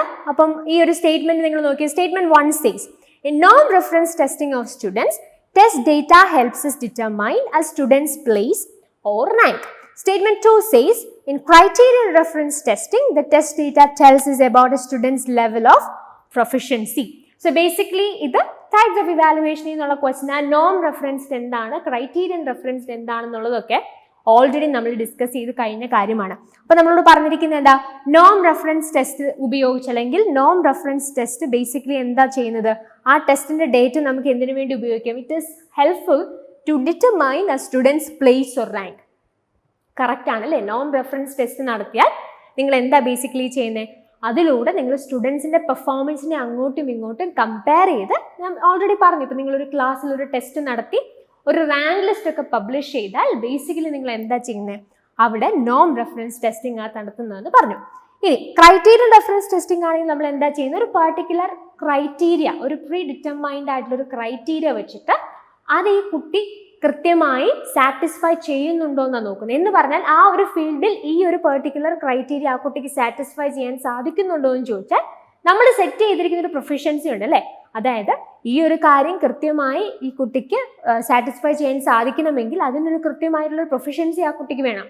അതുണ്ടോ എന്നുള്ളതാണ് ബേസിക്കലി ക്രൈറ്റീരിയൻ റെഫറൻസ് ടെസ്റ്റിംഗിൽ നമ്മൾ നോക്കുന്നത്. Test data tells us about a student's level of proficiency. അങ്ങനെയാണെന്നുണ്ടെങ്കിൽ ഈ രണ്ട് സ്റ്റേറ്റ്മെന്റ്സും നമുക്ക് എന്താന്ന് പറയാം, true statements ആണെന്ന് പറയാം. So the right answer is option A. Both statement 1 and statement 2 are true.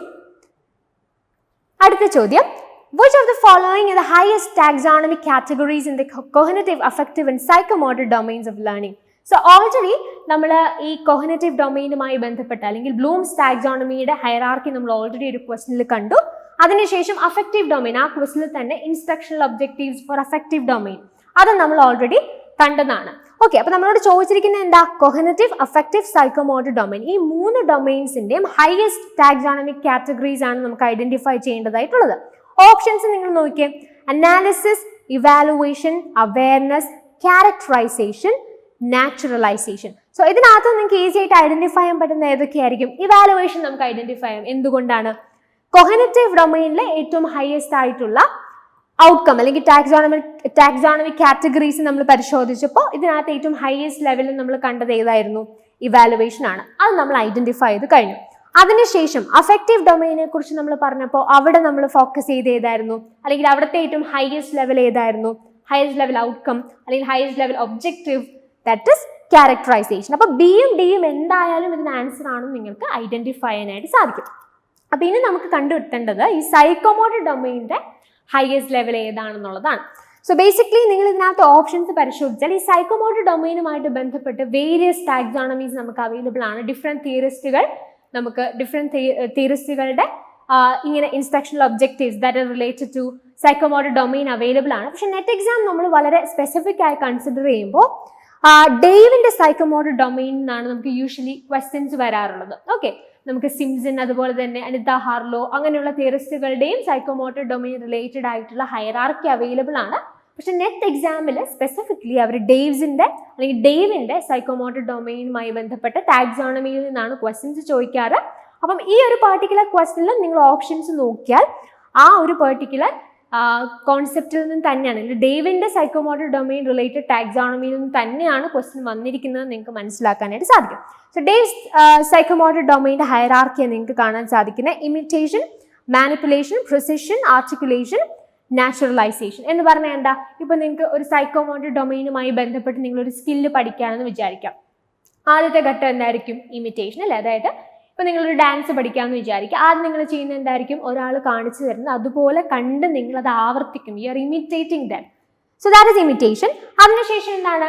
Manipulation. Manipulation എന്ന് പറഞ്ഞാൽ ഇനി ഒരാൾ ഇങ്ങനെ നിന്ന് കാണിച്ചു തരേണ്ട ആവശ്യമില്ല, പക്ഷെ അല്ലാണ്ട് തന്നെ ജസ്റ്റ് ഇൻസ്ട്രക്ഷൻസ് തന്നാൽ നിങ്ങൾക്ക് ചെയ്യാൻ സാധിക്കും, അല്ലെങ്കിൽ ഓർമ്മയിൽ നിന്ന് അത് ചെയ്യാൻ സാധിക്കുന്ന ഒരു ലെവലിലേക്ക് നിങ്ങൾ വരും. That is manipulation. അപ്പൊ ഇമിറ്റേഷന്റെ സ്റ്റേജ് കഴിഞ്ഞാൽ പിന്നെ നിങ്ങളുടെ ഗ്രോത്ത് എങ്ങോട്ട്? അടുത്ത ലെവൽ എന്തായിരിക്കും? മാനിപ്പുലേഷൻ ആണ്. പിന്നെ വരുന്നത് എന്താ? പ്രിസിഷൻ. പ്രിസിഷൻ എന്ന് പറഞ്ഞാൽ എന്താ? കുറച്ചുകൂടെ കൃത്യമായി ആ കാര്യങ്ങൾ അവതരിപ്പിക്കുക. അത് ഏത് സ്കില്ലും ആയിക്കോട്ടെ, സൈക്കോമോട്ടർ ഡൊമൈൻ റിലേറ്റഡ് ആയിട്ടുള്ള ആ ഒരു സ്കിൽ കുറച്ചുകൂടെ പ്രിസൈസ് ആയിട്ട് ചെയ്യാനായിട്ട് നിങ്ങൾക്ക് കൃത്യതയോടെ കൂടി ആ ഒരു പെർട്ടിക്കുലർ സ്കിൽ ചെയ്യാനായിട്ട് നിങ്ങൾ എഫിഷ്യൻ്റ് ആയിട്ട് മാറുന്നു. Then we have articulation. Articulation എന്ന് പറഞ്ഞാൽ എന്താ? നമ്മൾ പഠിച്ച കാര്യങ്ങളെ ആവശ്യാനുസരണം വേണ്ടുന്ന രീതിയിൽ അതിനെ ഉപയോഗിക്കാൻ, അല്ലെങ്കിൽ വേണ്ടുന്ന രീതിയിൽ ചില മാറ്റങ്ങളൊക്കെ വരുത്തി അതിനിപ്പോൾ ഫോർ എക്സാമ്പിൾ നിങ്ങൾ തന്നെ ഒരു ഡാൻസ് നിങ്ങൾ കൊറിയോഗ്രാഫി ചെയ്യുന്നു എന്ന് വിചാരിക്കാം. നിങ്ങൾ പഠിച്ച കാര്യങ്ങളെ വെച്ചിട്ട് ഒരു പെർട്ടിക്കുലർ സിറ്റുവേഷനിൽ നിങ്ങൾക്ക് ആവശ്യമായ രീതിയിൽ നിങ്ങൾ അതിനെ എന്ത് ചെയ്യുന്നു? ഉപയോഗിക്കുന്നു. That is articulation. Finally we have naturalisation. Naturalisation എന്ന് പറഞ്ഞാൽ ഈ ഒരു പെർട്ടിക്കുലർ സ്കില്ല് ഒരു തരത്തിലുള്ള ആയാസവും ഇല്ലാണ്ട് നിങ്ങൾക്ക് ഓട്ടോമാറ്റിക്കലി നാച്ചുറലി വരുന്ന ഒരു സ്റ്റേജിലേക്ക് നിങ്ങൾ വരും. അപ്പം നിങ്ങൾ ഡ്രൈവിംഗ് ഒക്കെ എക്സാമ്പിൾ എടുത്ത് നോക്കുകയാണെന്നുണ്ടെങ്കിൽ ഡ്രൈവിംഗ് ഒക്കെ നമ്മൾ പഠിച്ചു തുടങ്ങുന്ന സമയത്ത് നമ്മൾ വളരെ കോൺഷ്യസ് ആയിരിക്കും അല്ലേ? നമ്മൾ ഡ്രൈവ് ചെയ്യുന്ന സമയത്ത് ഒരേ സമയത്ത് ഒരുപാട് കാര്യങ്ങൾ നമ്മൾ കോൺസെൻട്രേറ്റ് ചെയ്യേണ്ടതായിട്ടുണ്ട്. അപ്പം നമ്മൾ വളരെ കോൺഷ്യസ് ആയിട്ടായിരിക്കും കാര്യങ്ങൾ ചെയ്യുക. പക്ഷെ ഗ്രാജുവലി അതിൽ നിങ്ങൾ എക്സ്പേർട്ട് ആയി കഴിയുമ്പോൾ ഈ പറയുന്ന കാര്യങ്ങളെല്ലാം വളരെ നാച്ചുറൽ ആയിട്ട് വരും. ഒട്ടും ഇൻറ്റൻഷനലി അല്ലാതെ നാച്ചുറലായി ഓട്ടോമാറ്റിക് ആയിട്ട് ഈ കാര്യങ്ങളെല്ലാം ഒന്നിച്ചു വരുന്നതായിട്ട് നമുക്ക് കാണാനായിട്ട് സാധിക്കും. So that level is known as naturalisation. അപ്പൊ അങ്ങനെയാണെങ്കിൽ സൈക്കോമോട്ടർ ഡൊമൈനിന്റെ ഏറ്റവും ഹയസ്റ്റ് ലെവൽ ഏതാണ്? Obviously naturalisation. സോ കോഗ്നിറ്റീവ് ലെവലിന്റെ ഇവാലുവേഷൻ ആണെന്ന് നമ്മൾ പറഞ്ഞു. അഫക്റ്റീവ് ഡൊമൈനിന്റെ ക്യാരക്ടറൈസേഷൻ ആണെന്ന് പറഞ്ഞു. Now we have came across psychomotor domain as well. അതിന്റെ ഏതായിരുന്നു?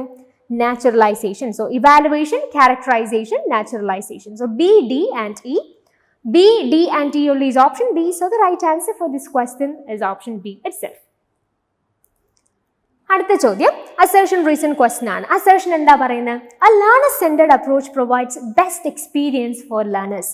ലേണർ സെന്റർഡ് അപ്രോച്ച് എന്ന് പറഞ്ഞാൽ എന്താ? ഇപ്പോൾ ടീച്ചിങ്ങിലാണെങ്കിൽ ഒരു ലേണർ സെന്റർഡ് അപ്രോച്ച് ആണ് നമ്മൾ ഉപയോഗിക്കുന്നതെന്ന് പറഞ്ഞാൽ ദാറ്റ് മീൻസ് ലേണറിൻ്റെ ആവശ്യാനുസരണം അല്ലെങ്കിൽ ലേണർക്ക് എന്താണോ വേണ്ടത് അല്ലെങ്കിൽ ലേണറിനെ മനസ്സിലാക്കി ലേണറിൻ്റെ ആവശ്യത്തിനനുസരിച്ച് നമ്മൾ കാര്യങ്ങൾ കൊടുക്കുന്നു. അതിനെയാണ് നമ്മൾ ലേണർ സെന്റർഡ് അപ്രോച്ച് എന്ന് പറഞ്ഞത്. അതുകൊണ്ട് തന്നെ ലേണറിനെ മനസ്സിലാക്കി ലേണറിന് വേണ്ടുന്ന കാര്യങ്ങൾ കൊടുത്താൽ obviously that will bring the best experience for the learners. അപ്പോൾ അതിന് സംശയമൊന്നുമില്ല.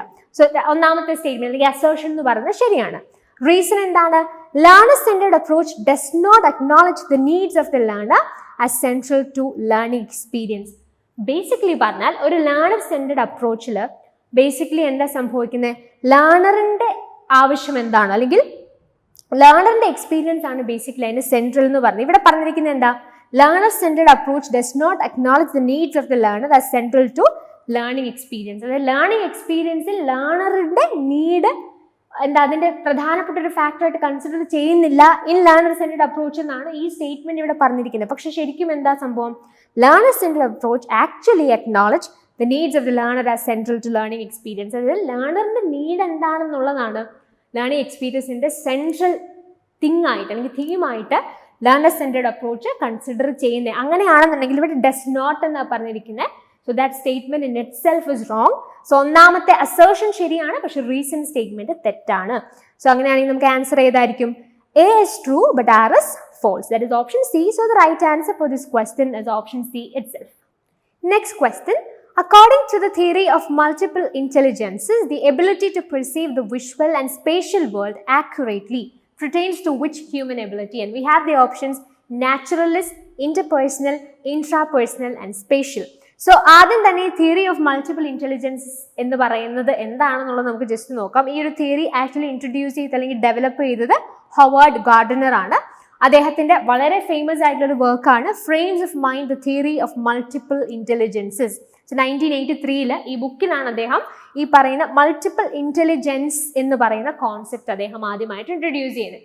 സോ ഇന്റലിജൻസ് എന്ന് പറയുന്ന ഒരു സിംഗിൾ കോൺസെപ്റ്റ് ആയിട്ടല്ല, ദർ ആർ ഇന്റലിജൻസസ് എന്നുള്ള രീതിയിലാണ് അദ്ദേഹം ഇന്റലിജൻസ് എന്ന് പറയുന്ന ആശയത്തെ അല്ലെങ്കിൽ കാര്യത്തെക്കുറിച്ച് അദ്ദേഹം എക്സ്പ്ലെയിൻ ചെയ്യുന്ന പല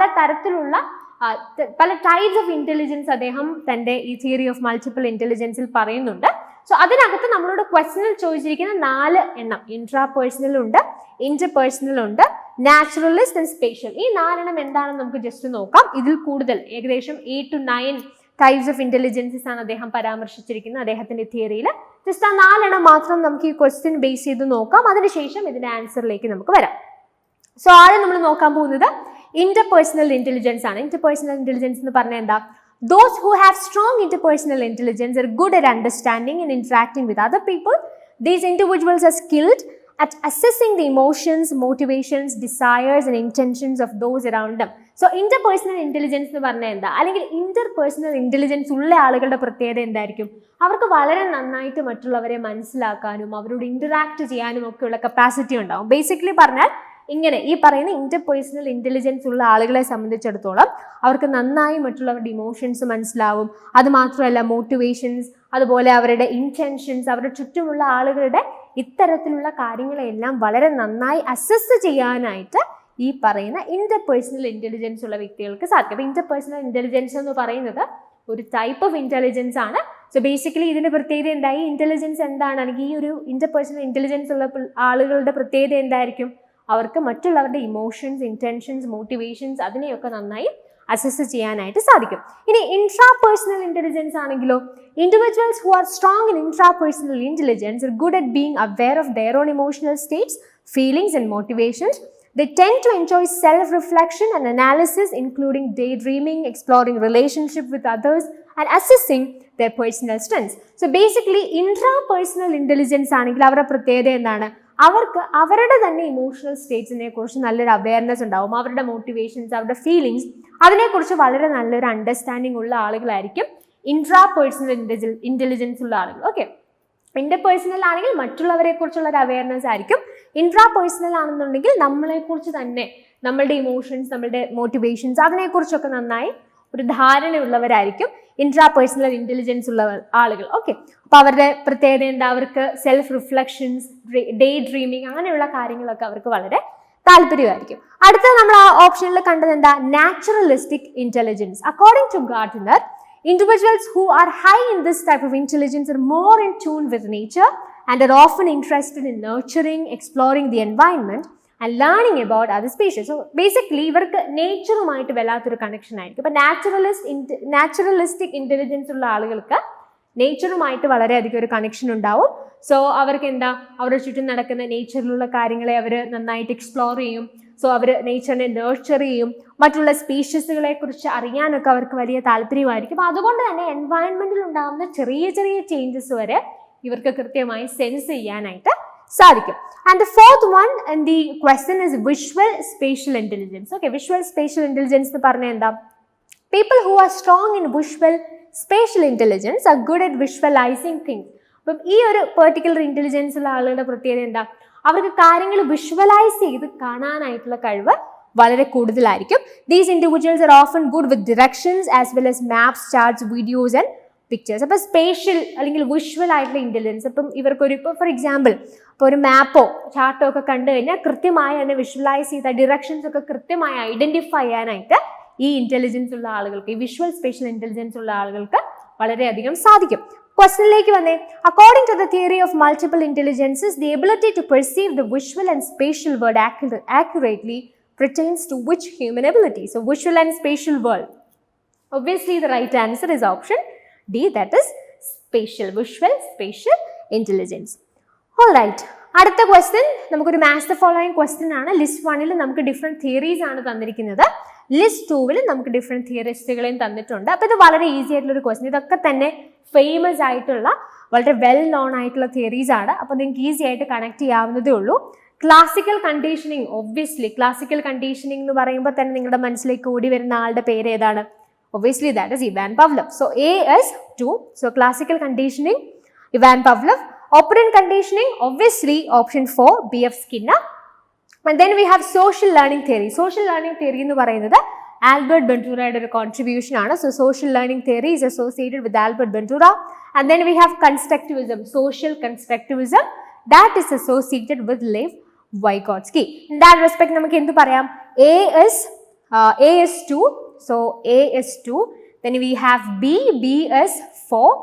A2, B4. അപ്പോൾ തന്നെ ആൻസർ ആയിട്ടുണ്ട്. Social learning theory Albert Bandura. C1 constructivism, that is option 3. So C1 and D3. So C1, D3, that is option C. So the right answer for this question is option 3 itself. Moving to the next question. Given below are two statements. One is labeled as assertion and the other is labeled as reason. So assertion, reason question ആണ്. നിങ്ങൾ നോക്കിക്കേ എന്തൊക്കെയാണ് നിങ്ങൾക്ക് തന്നിരിക്കുന്ന statements എന്ത്? Innovations in evaluation system have to apply, safeguard the reliability and validity issues of tools used. Reason, the very purpose of evaluation is frustrated if the evaluation tools do not meet the requirements of reliability and validity. So reliability and validity as concepts എങ്ങനെയാണ് ടെസ്റ്റുമായിട്ട് related ആയിട്ടുള്ളത്? Teaching ആപ്റ്റിറ്റ്യൂഡിലും research ആപ്റ്റിറ്റ്യൂഡിലും ഇത് significant ആയിട്ടുള്ള idea ആണെന്ന് പറഞ്ഞു. Reliability എന്താണ്, validity എന്താണ് എന്നുള്ളതൊക്കെ നമ്മൾ ഓൾറെഡി ഡിസ്കസ് ചെയ്തതാണ്. ഇവിടെ പറഞ്ഞിരിക്കുന്ന അസേർഷൻ എന്താ പറഞ്ഞിരിക്കുന്നത്? ഇവാലുവേഷൻ സിസ്റ്റത്തിൽ പുതിയ പുതിയ ഇന്നോവേഷൻസ് വരുന്നുണ്ട്, അല്ലെങ്കിൽ പുതിയ രീതിയിലുള്ള ഇന്നോവേഷൻസ് അല്ലെങ്കിൽ പുതിയ ഇന്നോവേഷൻസ് ഈ ഇവാലുവേഷൻ സിസ്റ്റത്തിൽ വരുന്നത് കൊണ്ട് കുഴപ്പമില്ല, that is good and well. പക്ഷെ എപ്പോഴും ശ്രദ്ധിക്കേണ്ട കാര്യം എന്താ?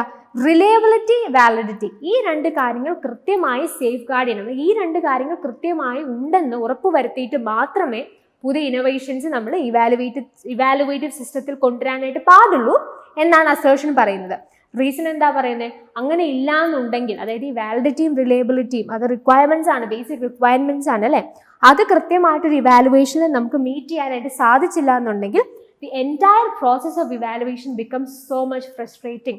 അതായത് ആ ഇവാലുവേഷൻ്റെ പർപ്പസ് തന്നെ നമുക്ക് ശരിയായ രീതിയിൽ ചെയ്യാനായിട്ട് സാധിക്കില്ല എന്നുള്ളതാണ് പറഞ്ഞത്. ഇത് ജനറൽ സ്റ്റേറ്റ്മെന്റ് ആണ്.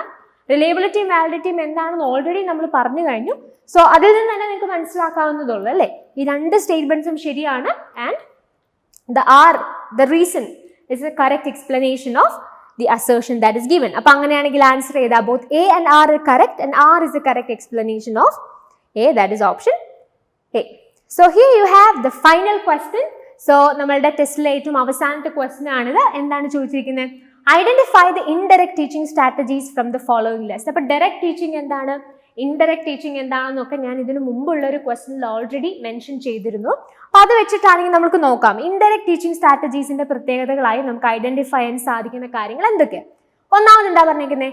Gaining attention, informing the learner of the objective and presenting the stimulus material. So basically ഇവിടെ എന്താ സംഭവിക്കുന്നത്? ഒരു ഇൻസ്ട്രക്ഷൻ്റെ സ്റ്റെപ്സ് ആണ് അല്ലേ. ഒരു ക്ലാസ്സിൽ നമ്മൾ ചെല്ലുന്നു, അവരുടെ അറ്റൻഷൻ നമ്മളിലേക്ക് ആക്കുന്നു, നമ്മൾ അവരോട് പറയുന്നു എന്തൊക്കെ പഠിക്കാൻ പോകുന്നു എന്ന് പറയുന്നു, അതിനുശേഷം നമ്മൾ അവരെ പഠിപ്പിക്കുന്നു. സോ ബേസിക്കലി അത് എന്ത് തരത്തിലൊരു സ്ട്രാറ്റജിയാണ്? ഡയറക്റ്റ് ടീച്ചിങ് സ്ട്രാറ്റജിയുടെ ഭാഗമായിട്ടാണ് എ ഓപ്ഷൻ നമുക്ക് എടുക്കാനായിട്ട് പറ്റുന്നത്. ബി എന്താ പറഞ്ഞിരിക്കുന്നത്? Concept building through examples and non examples. ഇവിടെ എന്താ സംഭവിക്കുന്നത്? നമ്മൾ ചില എക്സാമ്പിൾസും ചില നോൺ എക്സാമ്പിൾസ്, ഇത് ശരിക്കും പറഞ്ഞാൽ കോൺസെപ്റ്റ് അറ്റൈൻമെന്റ് മോഡൽ എന്ന് പറയുന്ന ടീച്ചിങ് മോഡൽ നമ്മൾ ഉപയോഗിക്കുന്ന സ്ട്രാറ്റജിയാണ് ഇവിടെ ബിയിൽ നിങ്ങൾക്ക് തന്നിരിക്കുന്നത്. സോ ഇവിടെ എന്താ സംഭവിക്കുന്നത്? ചില എക്സാമ്പിൾസ് ഒക്കെ നമ്മൾ കൊടുത്തിട്ട് അതിനെ ബേസ് ചെയ്തുകൊണ്ട് കുട്ടികളോട് പറയാം, നിങ്ങൾ identify based on these examples, ഇത് എന്താണ് ഇതിന് പുറകിലുള്ള കോൺസെപ്റ്റ് എന്ന് ഐഡന്റിഫൈ. അപ്പോൾ ആ രീതിയിൽ ആ എക്സാമ്പിൾസിനെ വെച്ചിട്ട് കുട്ടികൾ ആ കോൺസെപ്റ്റ് ഐഡന്റിഫൈ ചെയ്യണം. സോ അത് ഡയറക്റ്റ് ഇൻസ്ട്രക്ഷൻ്റെ ഒരു എക്സാമ്പിൾ അല്ല, ദാറ്റ് ഇസ് ഇൻഡയറക്റ്റ് ഇൻസ്ട്രക്ഷൻ അല്ലേ. അതായത് എക്സാമ്പിൾസിനെ ബേസ് ചെയ്ത് ദേ ആർ തിങ്കിങ്, ആ എക്സാമ്പിൾസ് വെച്ചിട്ട് അവർ ചിന്തിച്ചിട്ട് ഏറ്റവും അപ്രോപ്രിയേറ്റ് ആയിട്ട് ഒരു കോൺസെപ്റ്റ് അതൊന്ന് ഐഡന്റിഫൈ ചെയ്യാനായിട്ട് അവർ ശ്രമിക്കുന്നു. സോ അതെന്താണ്? ഇൻഡയറക്റ്റ് ടീച്ചിങ് സ്ട്രാറ്റജിയാണ്. സി എന്താ? Explaining, exemplification and practice. അതായത് കൃത്യമായിട്ട് എക്സാമ്പിൾസ് കൊടുക്കുന്നു, എക്സ്പ്ലെയിൻ ചെയ്യുന്നു, പ്രാക്ടീസ് ചെയ്യിപ്പിക്കുന്നു. ഇതൊക്കെ ബേസിക്കലി പറഞ്ഞാൽ ഒരു യൂഷ്വൽ ഡയറക്റ്റ് ഇൻസ്ട്രക്ഷന്റെ ഭാഗമാണ്. അപ്പോൾ ഇത് ഡയറക്റ്റ് ആണ്. A is direct, B is indirect, C again direct, D എന്താണ്?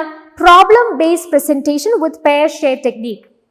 അപ്പോൾ ചില പ്രോബ്ലംസ് കൊടുത്തിട്ട് പെയർ ഷെയർ ടെക്നിക് എന്ന് പറഞ്ഞാൽ എന്താ? കുട്ടികളെ തന്നെ ഗ്രൂപ്പ്സ് ഒക്കെ ആയിട്ട് അവർ അന്യോന്യം അതിനെക്കുറിച്ച് ചർച്ച ചെയ്യുന്നു, ഡിസ്കസ് ചെയ്യുന്നു, അവരുടെ ഐഡിയാസ് ഷെയർ ചെയ്യുന്നു, അതിനുശേഷം ആ പ്രോബ്ലത്തിന് ചില സൊല്യൂഷൻസ് കണ്ടെത്തുന്നു. സോ അത് എഗെയിൻ എന്താണ്? ഒരു ഇൻഡയറക്റ്റ് ടീച്ചിങ് സ്ട്രാറ്റജിയാണ് അല്ലേ. പ്രോബ്ലം സോൾവിംഗ് ആണ്. അപ്പോൾ നമ്മൾ കാര്യങ്ങൾ പഠിപ്പിച്ചു കൊടുക്കുക എന്നുള്ളതല്ല, മറിച്ച് അവർ അന്യോന്യം അവർ ഡിസ്കസ് ചെയ്യുന്നു, they are sharing their ideas and finally they end up in different ഐഡിയാസുമായിട്ട് അവർ വരുന്നു. So that is again indirect teaching strategy. Encouraging students to use references from their own experiences. അതായത് കുട്ടികൾ അവരുടെ ലൈഫിൽ തന്നെയുള്ള എക്സ്പീരിയൻസസ് ബേസ് ചെയ്തിട്ട് കാര്യങ്ങൾ മനസ്സിലാക്കാനായിട്ട് ഹെൽപ്പ് ചെയ്യുന്നു. അതും എന്താ? അവരുടെ സ്വന്തമായിട്ടുള്ള അണ്ടർസ്റ്റാൻഡിങ് അല്ലെ, അല്ലെങ്കിൽ അവരുടെ ലൈഫിലുള്ള കാര്യങ്ങളുമായി പഠിക്കുന്ന കാര്യങ്ങളെ ലിങ്ക് ചെയ്യാനായിട്ട് അവർക്ക് സാധിക്കുന്നു. That is again indirect teaching strategy. അപ്പോൾ gaining attention, informing the learner, ഇതൊക്കെ ഡയറക്റ്റ് ആണ്. Concept building through examples and non examples, indirect. Explaining, exemplification and practice, direct.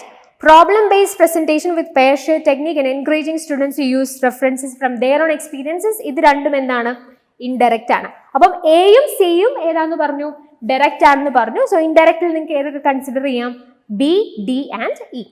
So B, D and D is option A. So the right answer for this question is option A itself.